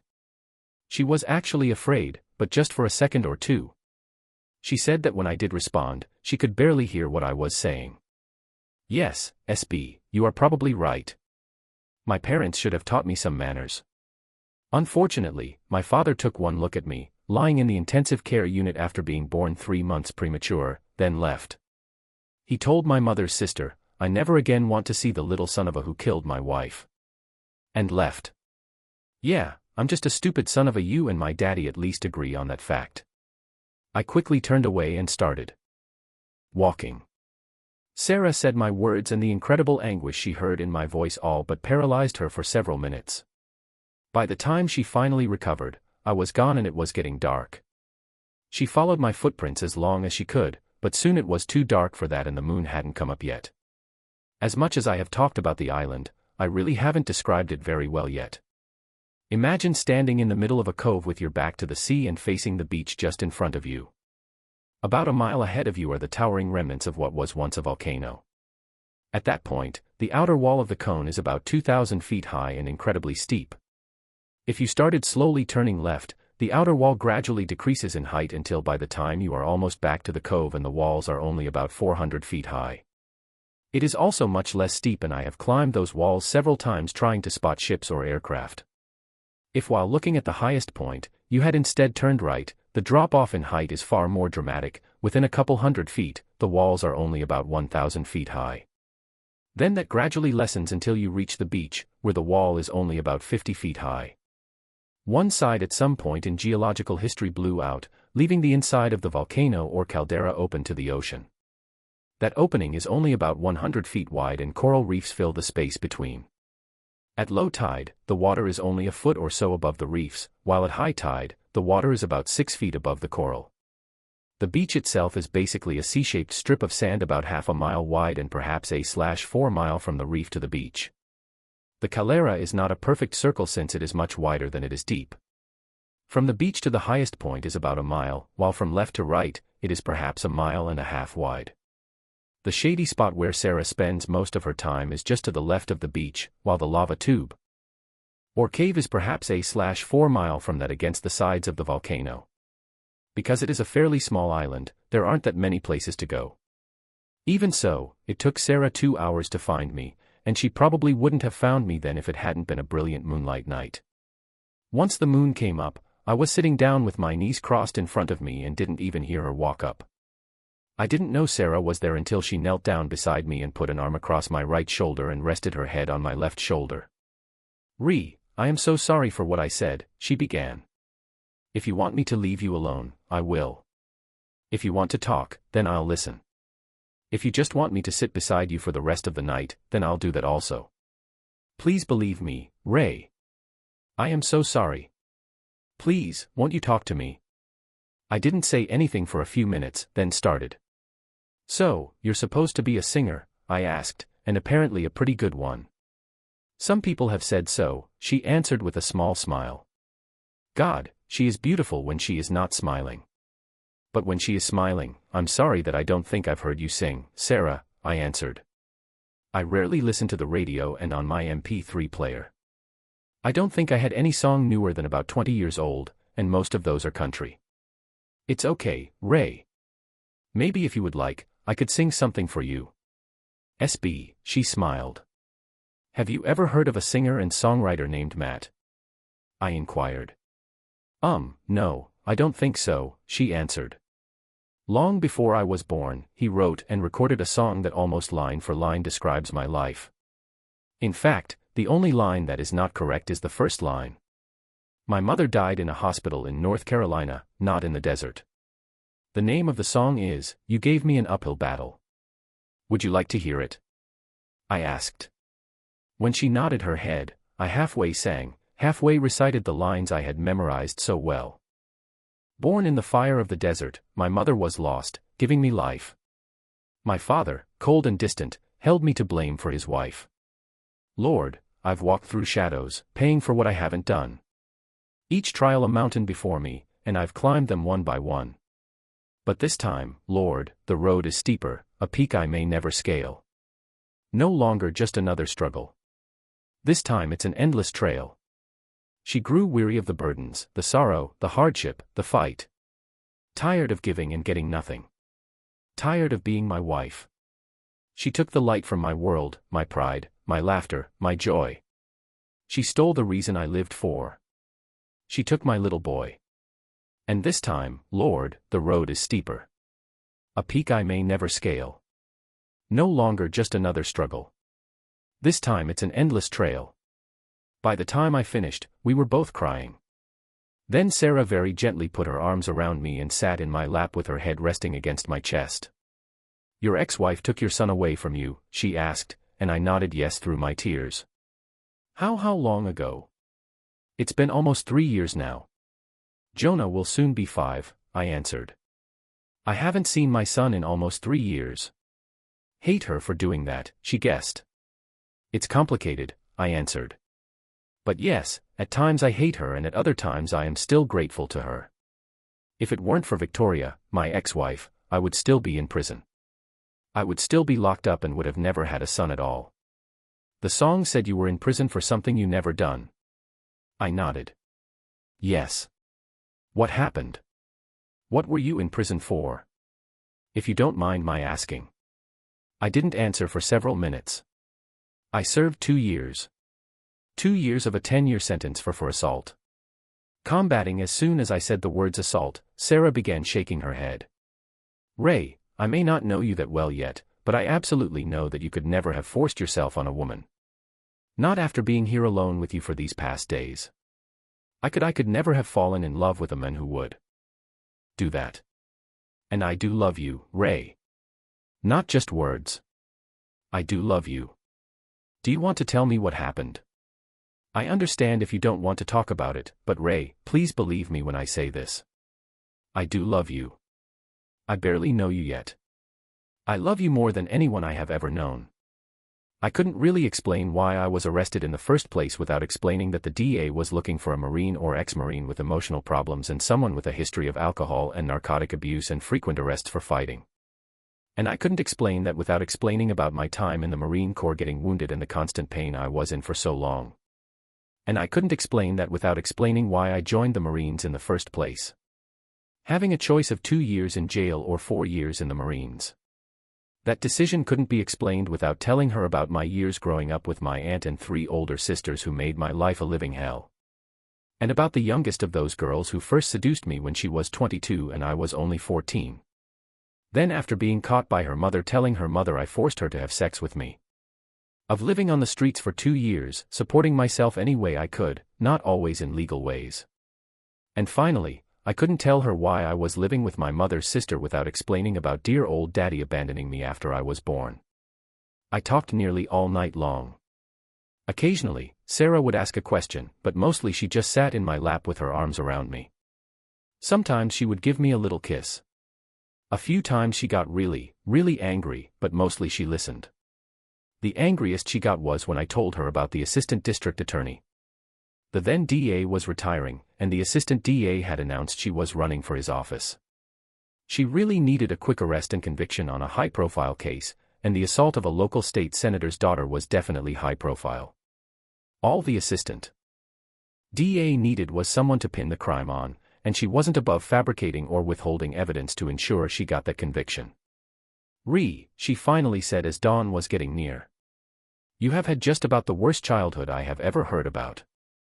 I think most people, if they went through what you went through, would hate the whole world, and especially women.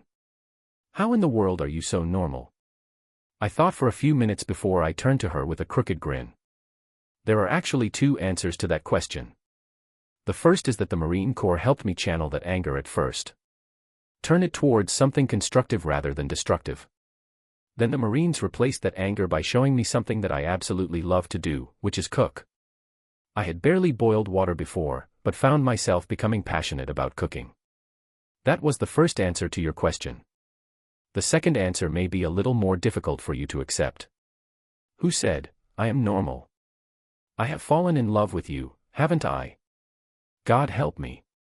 I have fallen in love with you. I kissed Sarah instead of Sarah kissing me. The kiss itself wasn't necessarily that long, nor even that passionate. More a touching of the heart between two people with a promise of what would come after. I don't think I have ever felt a kiss touch my soul the way that kiss did. And I think Sarah felt it as well. Wow, she said with a beautiful smile.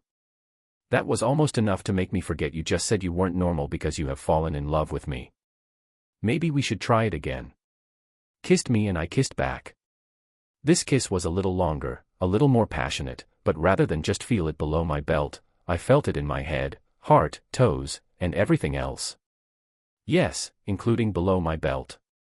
After we broke that kiss, I really looked around me for the first time all night. I was shocked to see the sun starting to come up. Oh my God, I blurted out. I've kept you up all night, and you still have a concussion, and your little brains are still scrambled. You need to sleep. You need to rest. Sarah started laughing. It's okay, Ray. I feel fine. In fact, right at this moment, I feel better than I have ever felt in my life. But I do like the thought of lying down beside you and sleeping. That is sleeping. Afterward, then Sarah kissed me again, and this time it was definitely passionate with our tongues providing promises of what was to come.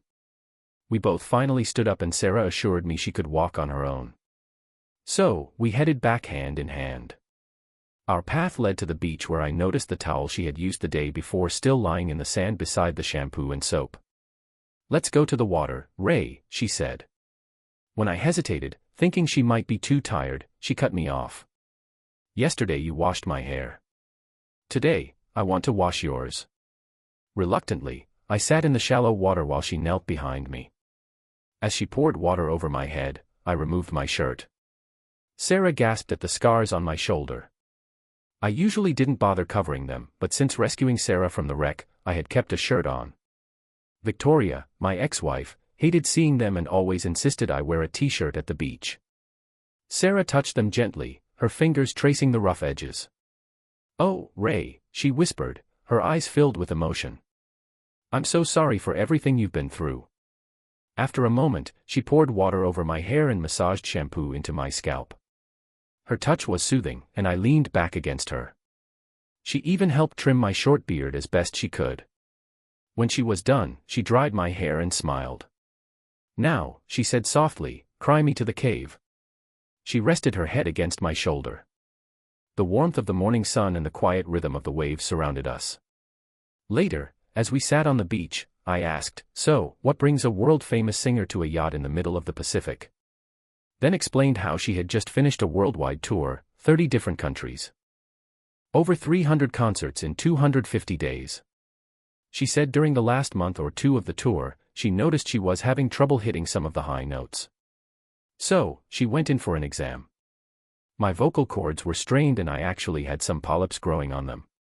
She said the doctors removed the polyp, suggested, in fact, ordered no more singing for at least 6 months. Then they would see if she could resume her career. Matt was both my husband and manager. He was also an accomplished sailor. The fact is, during the last 2 years we had really struggled in our marriage. We both thought this would be a way of reconnecting, of bringing our marriage back together by being together on an extended sailing trip. Unfortunately, halfway through we both realized something. While we were always going to remain friends, we really didn't love each other anymore. Not the way a husband and wife should. When we got back, we were going to file for divorce. Matt would still be my manager, but wouldn't go on tours with me as often as he used to. We would still be friends with benefits when we needed it. But we both realized that the marriage was really over. He would also have the opportunity to pursue other interests. We had been married for over 10 years, but he never really accepted being Mr. Sullivan. Sullivan was my maiden name, and I kept it after we were married, since I had already had a couple of hit records before he started managing my career. Then that damn hurricane or typhoon or whatever the hell they call it here had to hit. Matt was a good man, Ray. He was really a good man. Sarah started crying. Maybe we were no longer in love with each other, but I will always love him. Part of me will always love him. I took Sarah in my arms and held her tightly until the tears subsided. What about you, Ree? Did you never hear from your father again? She asked. I had not told Sarah about the one and only time I met my father and the fight that followed that meeting. I slowly told that story. When I finished, Sarah asked the question I was hoping she would not ask. And you never heard from him again? He never tried to contact you after that? She asked. I think it was about 10 minutes before I could answer. Sarah told me. My face turned white again before I started talking. About 2 weeks later, he took a pistol, and put it in his mouth and then blew his brains out. I finally choked out. And then, for some reason, I started crying. The man I hated more than anyone on earth killed himself. And now I was crying. This time, Sarah held me and kept telling me, "It wasn't your fault, Ray. It wasn't your fault, Ray. I've never told this to anyone except Matt. And it took me 5 years to even tell him. But will you listen?" I nodded, my eyes filled with tears. I had an uncle, my father's brother, who I adored. He was always funny, always had a gift for me, and always knew how to make me laugh. But one night, everything changed. He had been drinking with my father, and after my father went to bed, my uncle came to my room to give me a small gift. I was already in bed since it was late. I hugged him and he started to leave. Then he hesitated. He came back saying he wanted to say goodnight, but something about him felt different. His expression changed. He crossed the line that night, and no matter how much I protested, he didn't stop. Afterward, he cried and begged me not to tell my father. I never did. But from that night on, I avoided him, leaving the house whenever he visited, locking myself in my room, refusing any more gifts. 6 months later, he took his own life. At his funeral, I couldn't cry. All I could feel was the weight of what he had done. When I got back home that day, I saw some of the gifts he had bought for me over the years. Then I started crying. I realized that as much as I hated him, and believe me, I hated him for what he had done to me, that part of me still loved him. As much as you hate your father, and you have every right to hate what he did to you, there is still that little boy inside you that needed and loved his daddy. As I realized just how right Sarah was. Well, I wasn't just crying. I was sobbing. Uncontrollable tears that racked my body. Sarah held me throughout, and I was clinging to her like, well, a man who has jumped overboard a sinking ship will cling to a life preserver. Sarah was my life preserver. Later that evening, she again led me down to the water again, removed my shorts and her top and shorts, and we washed each other. She again gave me a BJ. When we went back to our cave, I must have brought her to half a dozen climaxes. We again fell asleep with Sarah on top of me. I awoke on day 11 with the most incredible feeling. Sarah was giving me a BJ. After breakfast, we made love again. In the afterglow, I remember thinking, how is it possible to think you love someone with every fiber of your being and then realize that you love them even more now? How can you think it is impossible to love someone more than you do? Then realize your love has grown 10 times, 100 times, 1,000 times. Is there no limit to the love you can feel for another person?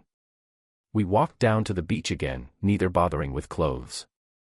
After playing in the water and with each other for about 30 minutes, Sarah blushed and asked if I would shave her.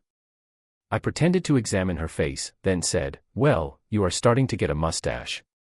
She laughed out loud, then pushed my head underwater. I hurried back to the cave and grabbed Sarah's razor and shaving cream. She laid down on a towel at the water's edge, trusting me to do something I had never done before. Give her a careful shave. I took my time, moving slowly and making sure to be precise. When I was finished, I rinsed away the remaining shaving cream with seawater. Afterward, Sarah insisted on shaving me as well. She used the scissors on my Swiss Army knife to trim my beard before lathering my face and carefully shaving me smooth. "You know, you aren't bad looking for someone so old," she said. I smacked her butt, making her yelp.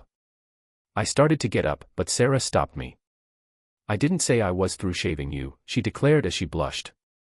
I didn't understand at first. I mean, she had already shaved my face, so what else? It wasn't until she pushed me down on the sand and began using the scissors to trim me down there. I understood. I had never shaved down there before. By the time she lathered me up, I was already as excited and remained so for the 15 or 20 minutes it took her to complete the job. She rinsed me off with seawater, then gave me a fantastic BJ. We must have made love 6 or 7 times that day before finally falling asleep that night. The next morning, day 12, we made love as soon as we woke up. Then again after breakfast and again a couple of hours later. During the afternoon, we made love twice more. Later that day, when Sarah asked the question I had refused to let myself think about, I tried to hide my feelings, but she saw my quick grimace. "Don't you want to be rescued, Ree?" she asked. Obviously, her previous question had been to inquire if I thought we would ever be found. Sarah said Matt had activated an emergency beacon on the boat, but she wasn't sure how long it stayed active before the incoming sea shorted out the batteries on the boat. "You have already rescued me, Sarah, with your love. I was lost and alone, and you rescued me," I said. "You gave me something I thought I could never feel again. The love of another person.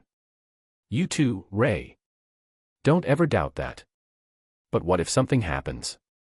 What if one of us gets sick or injured?" she asked.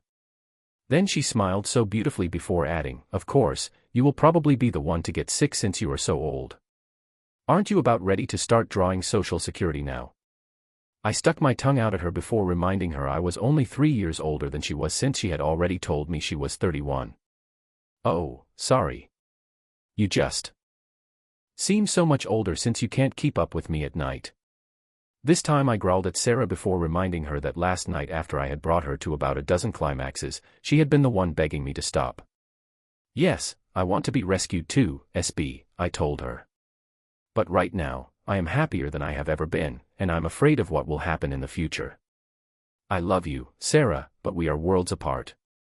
And I'm scared. Really scared. That your feelings will change once we get back to civilization." This time her face flushed red, but not with embarrassment.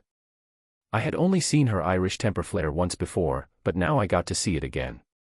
"My God, Ray, do you think I am that shallow? You think our time together on this island means nothing to me? I love you, you damn idiot. And I will always love you whether we are here or anywhere else. If you don't shut up and kiss me now, then I'll start slapping you and I may not be able to stop. What else could I do?" I kissed her. Then we made love again. Sarah returned to the topic of rescue afterwards. I was serious, about what if one of us gets hurt, what would we do then? Or since we are not exactly being very careful, what if one of us gets pregnant? I couldn't help it. I laughed out loud. "Well, I suppose that would depend on which one of us got pregnant," I said as her eyes narrowed again, and she started glaring at me for making fun of her statement. Now, if it were me, there would be no problem. No complaints about my back hurting, swollen ankles, and all the other things women complain about all the time, I insisted with a big grin. I would stop long enough to have the baby, then back to fishing for supper. I glanced down at my chest. Now breastfeeding might be a problem. "Did you know that you are a complete idiot, Mr. Adams?" Sarah answered very tartly. "But you are and will always be my idiot. Actually, if men could get pregnant, then maternity leave would last 2 years and morning sickness would be the nation's #1 health problem. And since you are a cook, I shouldn't have to remind you that pickles and ice cream would be on the menu of every restaurant in the world." We were both laughing and coming up with even more far-fetched ideas about what would happen if men could get pregnant. My favorite and probably most accurate was when Sarah said that if men could get pregnant, they would demand an epidural beginning in the first month of pregnancy. She also added that if men suffered from premenstrual syndrome, then all world governments would shut down for a week each month and that PMS medications would be covered by insurance. I would love to start a family with you, Sarah said, her tone suddenly serious. Matt always wanted kids, she admitted, her eyes glistening with unshed tears. But I kept putting it off, always saying maybe after next year's tour or coming up with some excuse. And now it's too late. She paused, taking a deep breath. The truth is, I was scared. Scared of the responsibility. Scared of how it would change my life. But after meeting you, Mr. Adams, I'm not scared anymore. She squeezed my hand. Seeing what you've been through and how you never gave up, I know I wouldn't have to face anything alone. Then her voice grew even more determined. I need you to hear this, Ray. I know you spent 2 years looking for Jonah, but you didn't have my resources. You didn't have my contacts. You don't have my money. Did I ever tell you that my father served in the FBI for 40 years? Weigh my head. We will find Jonah, she said firmly. Together, I swear it, Ray. I swear it. Her head resting on my chest, her arm draped across me. On the morning of day 13, I woke up first and gently moved Sarah to the side. As she stirred, she looked up at me with a soft smile. Can't captains of ships perform marriages at sea? She asked. Yes, I replied, curious. Why? If we get rescued. As soon as we're on board, I'm asking the captain to marry us, she said confidently. But I haven't even proposed yet, I pointed out. Sarah smirked. You don't have to. I'm asking you, she said. Ray Adams, will you marry me? How long do I have to think about it? I teased. She smiled sweetly. About 30 seconds before I start getting impatient. Yes, Sarah Sullivan, I said, grinning. Yes, I'll marry you. Raleigh beamed. Sarah beamed, then rested her head against my shoulder. After a few minutes of comfortable silence, she looked at me. Can I sing something for you, Ray? It's a song I wrote just for you. I thought you weren't supposed to sing for a while, I asked. I won't push my voice too hard. I promise, she assured me. But I need you to hear this. I nodded and she sat in front of me, her knees touching mine as she held both of my hands in hers. Then with a deep breath, she began to sing. Born beneath the blazing sun. My mother lost her life for mine. My father, distant and unyielding, saw me as the fault, the sign. Lord, I've walked through endless trials, paying for what I haven't done. Each struggle steeper than the last. Yet, I climbed them one by one. But this time, Lord, I thought you'd given a mountain too high to scale. No longer just another burden. This time, I feared I'd fail. She grew weary of the struggle, the sorrow, the toil, the fight. Tired of giving and getting nothing. Tired of being my wife. She took the light from my world, my pride, my laughter, my joy. She stole the reason I lived for. She took my little boy. And this time, Lord, I thought you'd given a mountain too high to scale. No longer just another burden. This time, I feared I'd fail. But this time, Lord, you sent me a partner, a friend to help me rise. That mountain became just another hill. And together, we touched the skies. Yes. This time, Lord, you gave me strength, a hand to hold, a love so true. Together, we climbed, we fought, we won, and found my son and a love renewed. Side by side, we braved the storm and found my son. Our love reborn this time. To say that I was a basket case by the time Sarah finished singing would probably be a gross understatement. I was crying so hard I couldn't even speak, much less thank Sarah for her words. And again, my love for this incredible woman skyrocketed upward.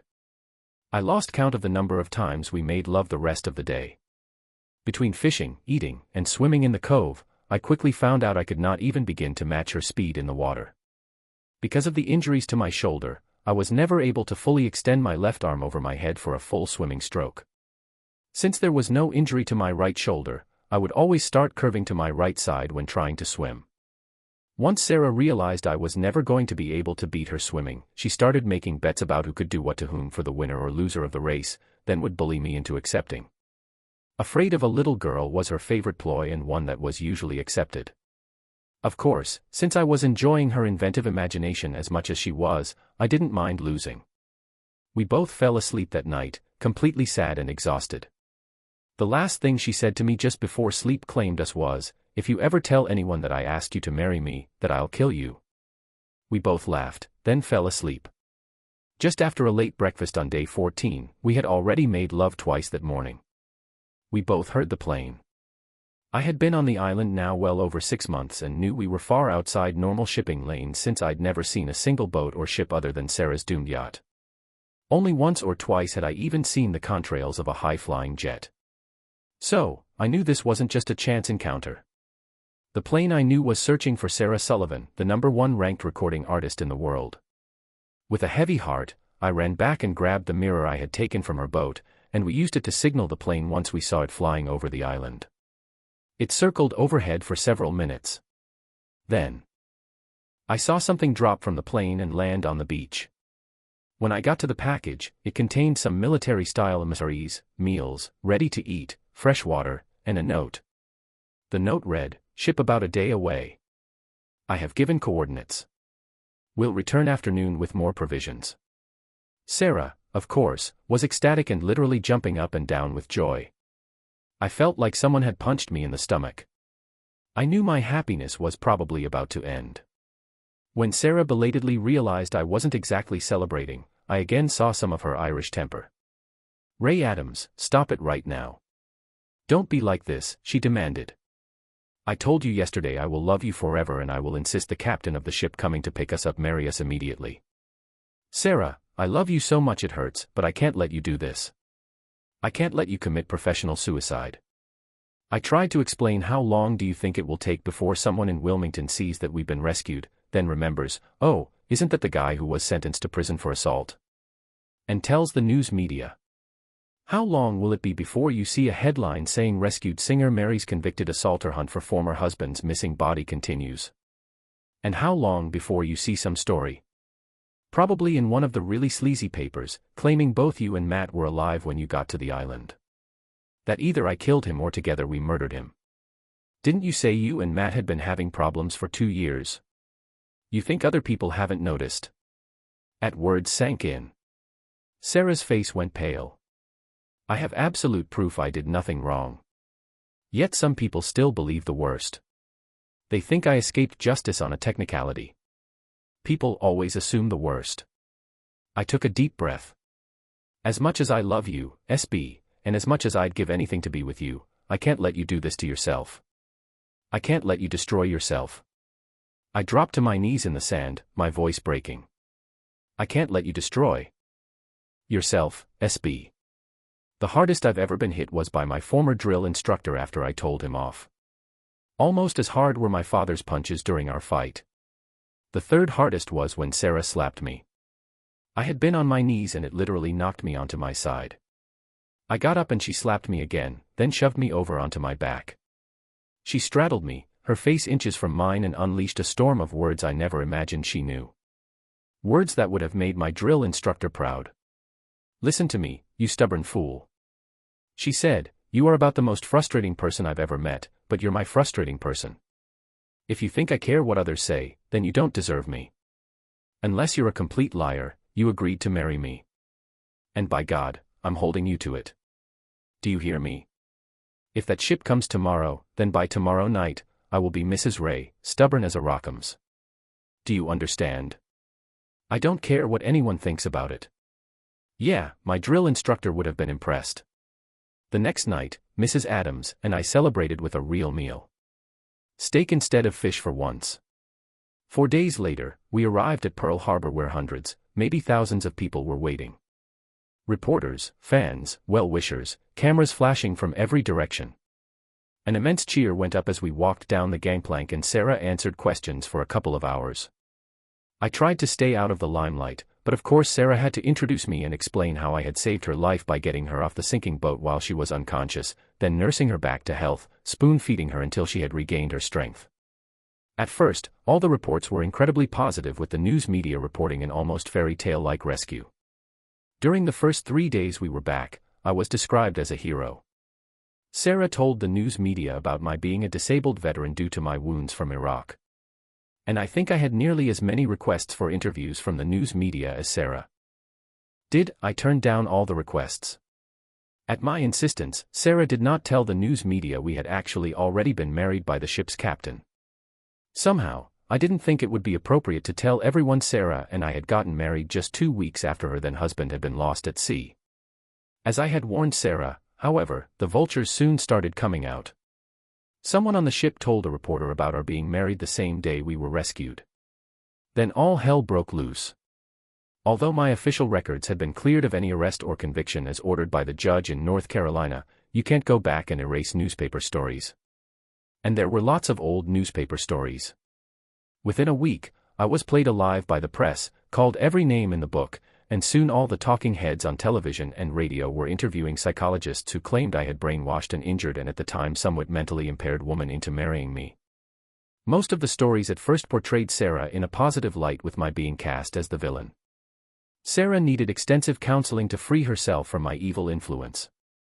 And most of the so-called experts said the marriage would not last another week. As I had predicted, it didn't take too long before there were reports indicating Matt had probably been alive and either I by myself or Sarah and I together had killed him. There was even one report that claimed Sarah had deliberately put me, her secret lover for several years, on the island just for that purpose. Finally, about a month after we were rescued, another scandal broke out. It seemed that some aging rocker had been caught with a 14-year-old girl and her mom at the same time. By the end of our second month back, you could hardly find any stories about me and Sarah. Not that we really cared. After the first week, we went into seclusion. We had spent the entire 2 months, believe it or not, on a private island in the Caribbean.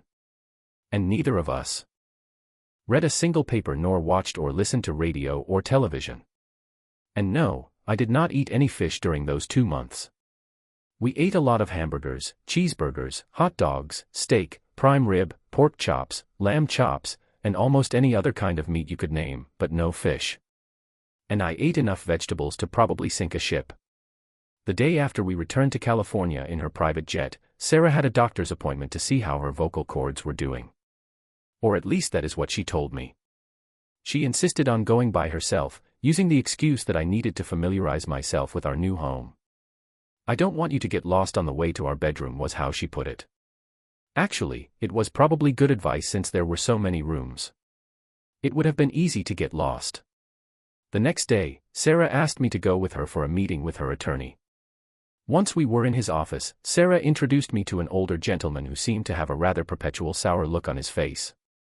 "Ray, this is Sam Waters. Sam has represented me for over 10 years now, and I know he always only has my best interests in mind. Miss ever went ballistic when he found out we were married without a prenuptial agreement. I've already told him you would have no trouble signing a postnuptial agreement. Is that right?" I told Sarah that was right. Mr. Waters finally spoke his first words to me. "Before we go any further, is there anything in particular you want in this agreement, Mr. Adams?" Sarah and I were holding hands. "If Sarah ever decides she doesn't love me, doesn't want me around, then the only thing I want is the clothes on my back," I answered. Sarah squeezed my hand tightly. "Oh, and maybe enough money to buy a pickup truck. Not necessarily the top of the line, but just a nice pickup." "Told you, Sam," she said as she looked at her attorney for the first time. Mr. Waters smiled a little, then took some papers out of a folder. "This is the postnuptial agreement Sarah has asked you to sign," he said. "First, I need Sarah's signature." Sarah signed, then passed the agreement to me. It was for a legal document incredibly short. "To my husband, Raymond Adams Jr., all that I am, all that I have, all that I will ever have is now yours equally forever." Sarah had signed it. The next part was almost identical. "To my wife, Sarah Sullivan Adams. All that I am, all that I have, all that I will ever have is now yours equally forever." There was a place for my signature, but it took about 10 minutes and half a box of Kleenex before I could see where to sign. Sarah was of course crying as well. And when I could finally look up, I was surprised to see Mr. Waters crying along with us. "Damnedest legal document I have ever seen," he said, then shook my hand. He signed witnessing both signatures, then had his secretary, who was also present and also crying, witness the signatures as well. Then make copies for everyone. "I love you, Mrs. Adams," I told Sarah when we got on the elevator. "Not as much as I love you, Mr. Adams," she answered. When we got back to Sarah's mansion in Beverly Hills, her personal secretary was on the phone and immediately had a look of relief. He just came back in. "Hold for a second, please."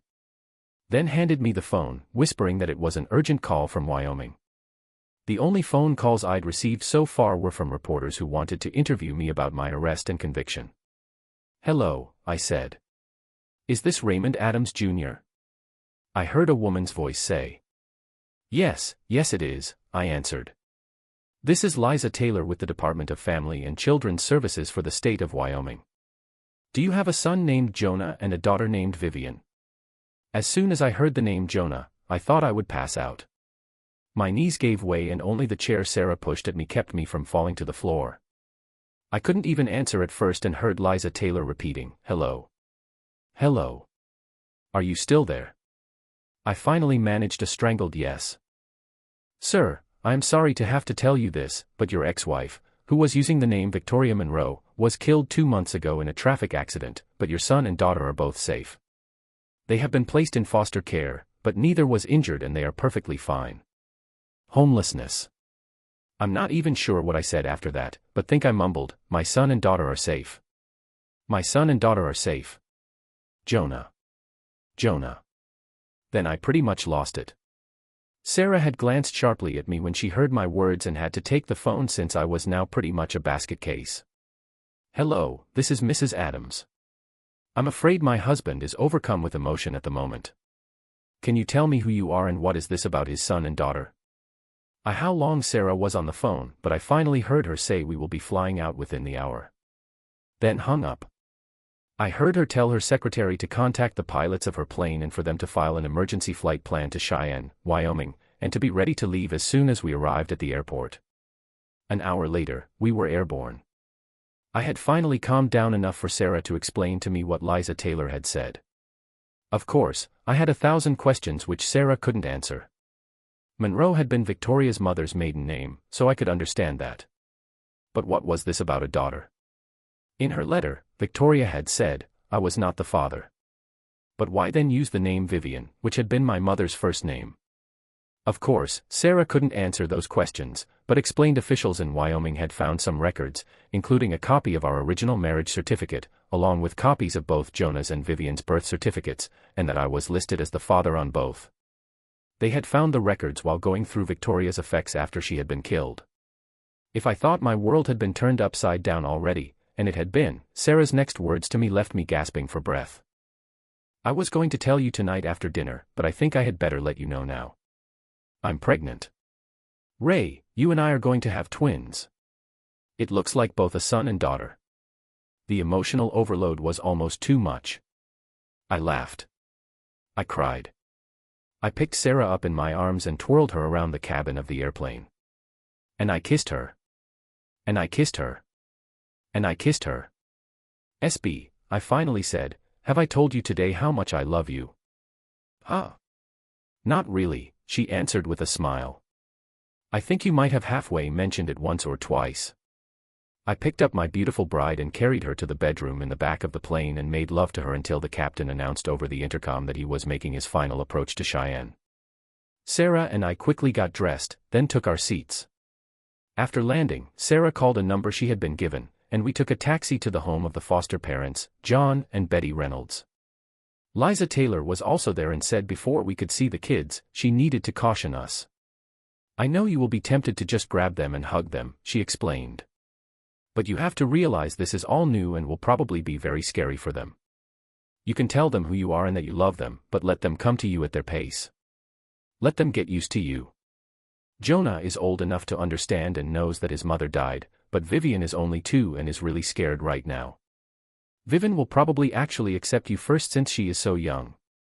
But Jonah is really confused and frightened now. Everything he has known has been taken away and it will take him a while to accept you. How long has it been since you've seen your children? She asked me. I explained that I hadn't seen Jonah in over 3 years and had never actually seen Vivian since her mother had left before she was born. I didn't tell Liza that Victoria had written to me that I was not Vivian's father. Sarah and I had already discussed this and we both agreed we could never separate a brother and sister or even a half-brother and half-sister. As far as I was concerned, I would raise Vivian as my own, even if we weren't related. Or to be more accurate, Sarah and I would raise them both as our own. The foster parents had been mostly quiet up to now, but then Betty said something that surprised me. Vivian has your eyes, she said. Even more than Jonah has.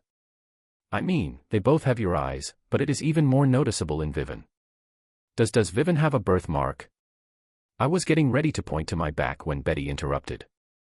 Above her right hip, just like Jonah has, she confirmed. I looked at Sarah and she looked at me. Sarah already knew I had a birthmark above my right hip. When can I see my children? I asked.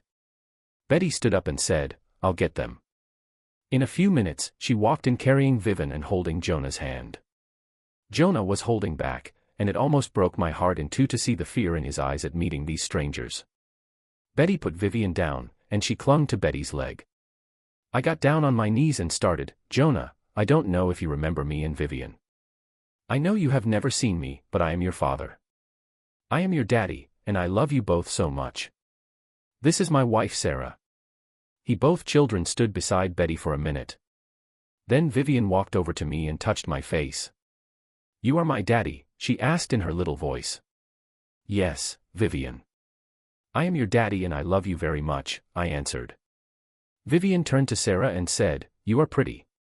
Are you going to be my mommy? Sarah also got down on her knees and I watched Vivian walk over to Sarah and hug her. Tears started streaming down Sarah's face, and she could barely talk as she answered her. Yes, Vivian, I am going to be your mommy. I love you, sweetheart. Joan finally walked over to me, only to stop a couple of feet away. Plane, he said. I didn't understand, so he repeated it a little louder. Plane. It took a minute for me to understand. One of the little things I used to do with Jonah was put his chest in one palm and his legs in the other, then fly him around the room making aircraft-like noises. He wasn't saying plane. He was saying plane. Yes, Jonah. Plane. I used to play plane with you all the time. Would you like to play now? He hesitated then nodded. I stood up and picked him up with one arm under his chest and the other under his legs and started saying zoom zoom zoom as I twirled him around me. How on earth could he have remembered that from when he was only 2? Jonah was laughing and I was laughing and crying. I finally put him down and knelt beside him. Then Jonah put his 2 little arms around me and said the single most beautiful word in the English language. Daddy. Sarah had something else to say as well. Jonah, Vivian, in about 8 months, you are going to have a new brother and sister to play with, she said as she rubbed her stomach. They are going to need your help to teach them all about being a boy and a girl. You're pregnant? Asked Liza, and Sarah confirmed it. Liza and the Reynolds congratulated us. You know, it's moments like this that make my job worth it, said Liza. Betty went to get their clothes and toys while we waited. I'm sorry I couldn't wash their clothes before you got here, said Betty. But our washing machine broke today. He told her not to worry about it, then looked at me. I could already see the wheels turning in her head. Could I get a glass of water before we leave? Sarah asked, then insisted on following Betty to the kitchen. After we headed back to the airport in the taxi, Sarah told me their refrigerator was at least 10 years old and the oven looked even older. While waiting for the plane to take off to return us to California, Sarah called the local Lowe's and paid for and arranged for next-day delivery of the top-of-the-line washer, dryer, refrigerator, and oven the store sold, all anonymously, of course. The next year, after the twins were born, Sarah and I flew back to Cheyenne for a one-day trip. I had found out where Victoria was buried, and Sarah and I visited the grave. Sarah held my hand as I knelt down beside the grave. Then she knelt down also. I've never thanked you, Victoria, for giving me 2 beautiful children. I owe you so much. You believed in me and got the conviction overturned. You gave me 2 adorable children. I hated you for so long for taking my son away from me. But if you had not, then I would never have met this incredible woman beside me. I don't know if it matters to you or not, or if somehow you can hear me now, but I just want to say thank you for all the good you did in your life. If it does matter, then I want you to know I forgive you for taking Jonah and Vivian away, and I am truly sorry I wasn't a better husband. I didn't say it enough when we were together, but I can say it now and mean it. I love you, Victoria. I will always love you for the good and hope you can also forgive me for not being what you needed. I was starting to get up when Sarah stopped me. Victoria, I never met you, but I also want to thank you for believing in this wonderful man here. If not for you, he would still be in prison for a crime he did not commit. I want you to know that woman to woman and mother to mother, I could not love your children any more than I already do. I will make sure they never forget about you. They will always know that their birth mommy loved them also. I never got a chance to meet you and thank you for giving Ray back his life, but I will always be grateful and want you to know that I love you, too. Left Cheyenne, we arranged to have fresh flowers put on her grave every other week for the rest of our lives. Sarah was never able to resume her full music career. The damage to her vocal cords was just too severe. What she could do was record songs in a studio, but not for more than an hour or 2 a day, and not more than 3 days a week. Going on tour was out of the question. She could also appear on television for specials and within the already imposed limits make music videos. She could also write songs for other singers as well and had many more #1 songs that way as well. After a couple of leisurely years, I finally was about to go stir crazy. There's only so much you can do around a home, even multiple homes. Sarah already had caretakers for the lawn and gardens, and I didn't want people to lose their jobs. So, while I tried to help, I think I was mostly in the way. I also found out that I couldn't play golf because of the old shoulder injury. What could I do? Well, one thing I could do very well was cook. It took a year of planning, decorating, and everything that is associated with opening a restaurant. But Sarah and I finally opened our own restaurant in Beverly Hills. Sarah told me she was pregnant again.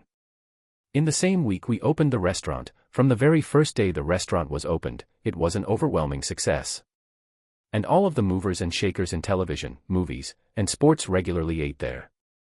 I regularly offered discounts to anyone in uniform, be it military, law enforcement, or fire and rescue. If it happened to be junior-ranking enlisted men trying to impress a wife or girlfriend, then as often as not, I would comp their meals, but not alcohol purchases. It was not unusual to see a young Army specialist, Navy seaman, or Marine private first class or corporal, eating and rubbing elbows with Academy Award-winning actors and actresses. I have seen more than just 1 or 2 actresses whose names are internationally known leave the restaurant with young enlisted Marines, sailors, or soldiers. Ray's Seafood Shack became the place to eat in Beverly Hills. Yes, it was a damn seafood place. Sarah had absolutely insisted on that to always remind her of our first 2 weeks together and how I had cooked for her and fed her when she was too weak to feed herself and how we fell in love on the island. She even had a miniature reproduction made of the lagoon on the island as the centerpiece of the entire restaurant. We actually rented a seaplane and flew the architects to the island so they could take extensive pictures and make it as authentic as possible. How can you say no to the woman you love more than life itself? And since no self-respecting cook or chef will let anything be prepared without tasting samples, I still had to eat fish all the damn time. Dear listeners, please share your thoughts in the comments section below and don't forget to like, share, and subscribe.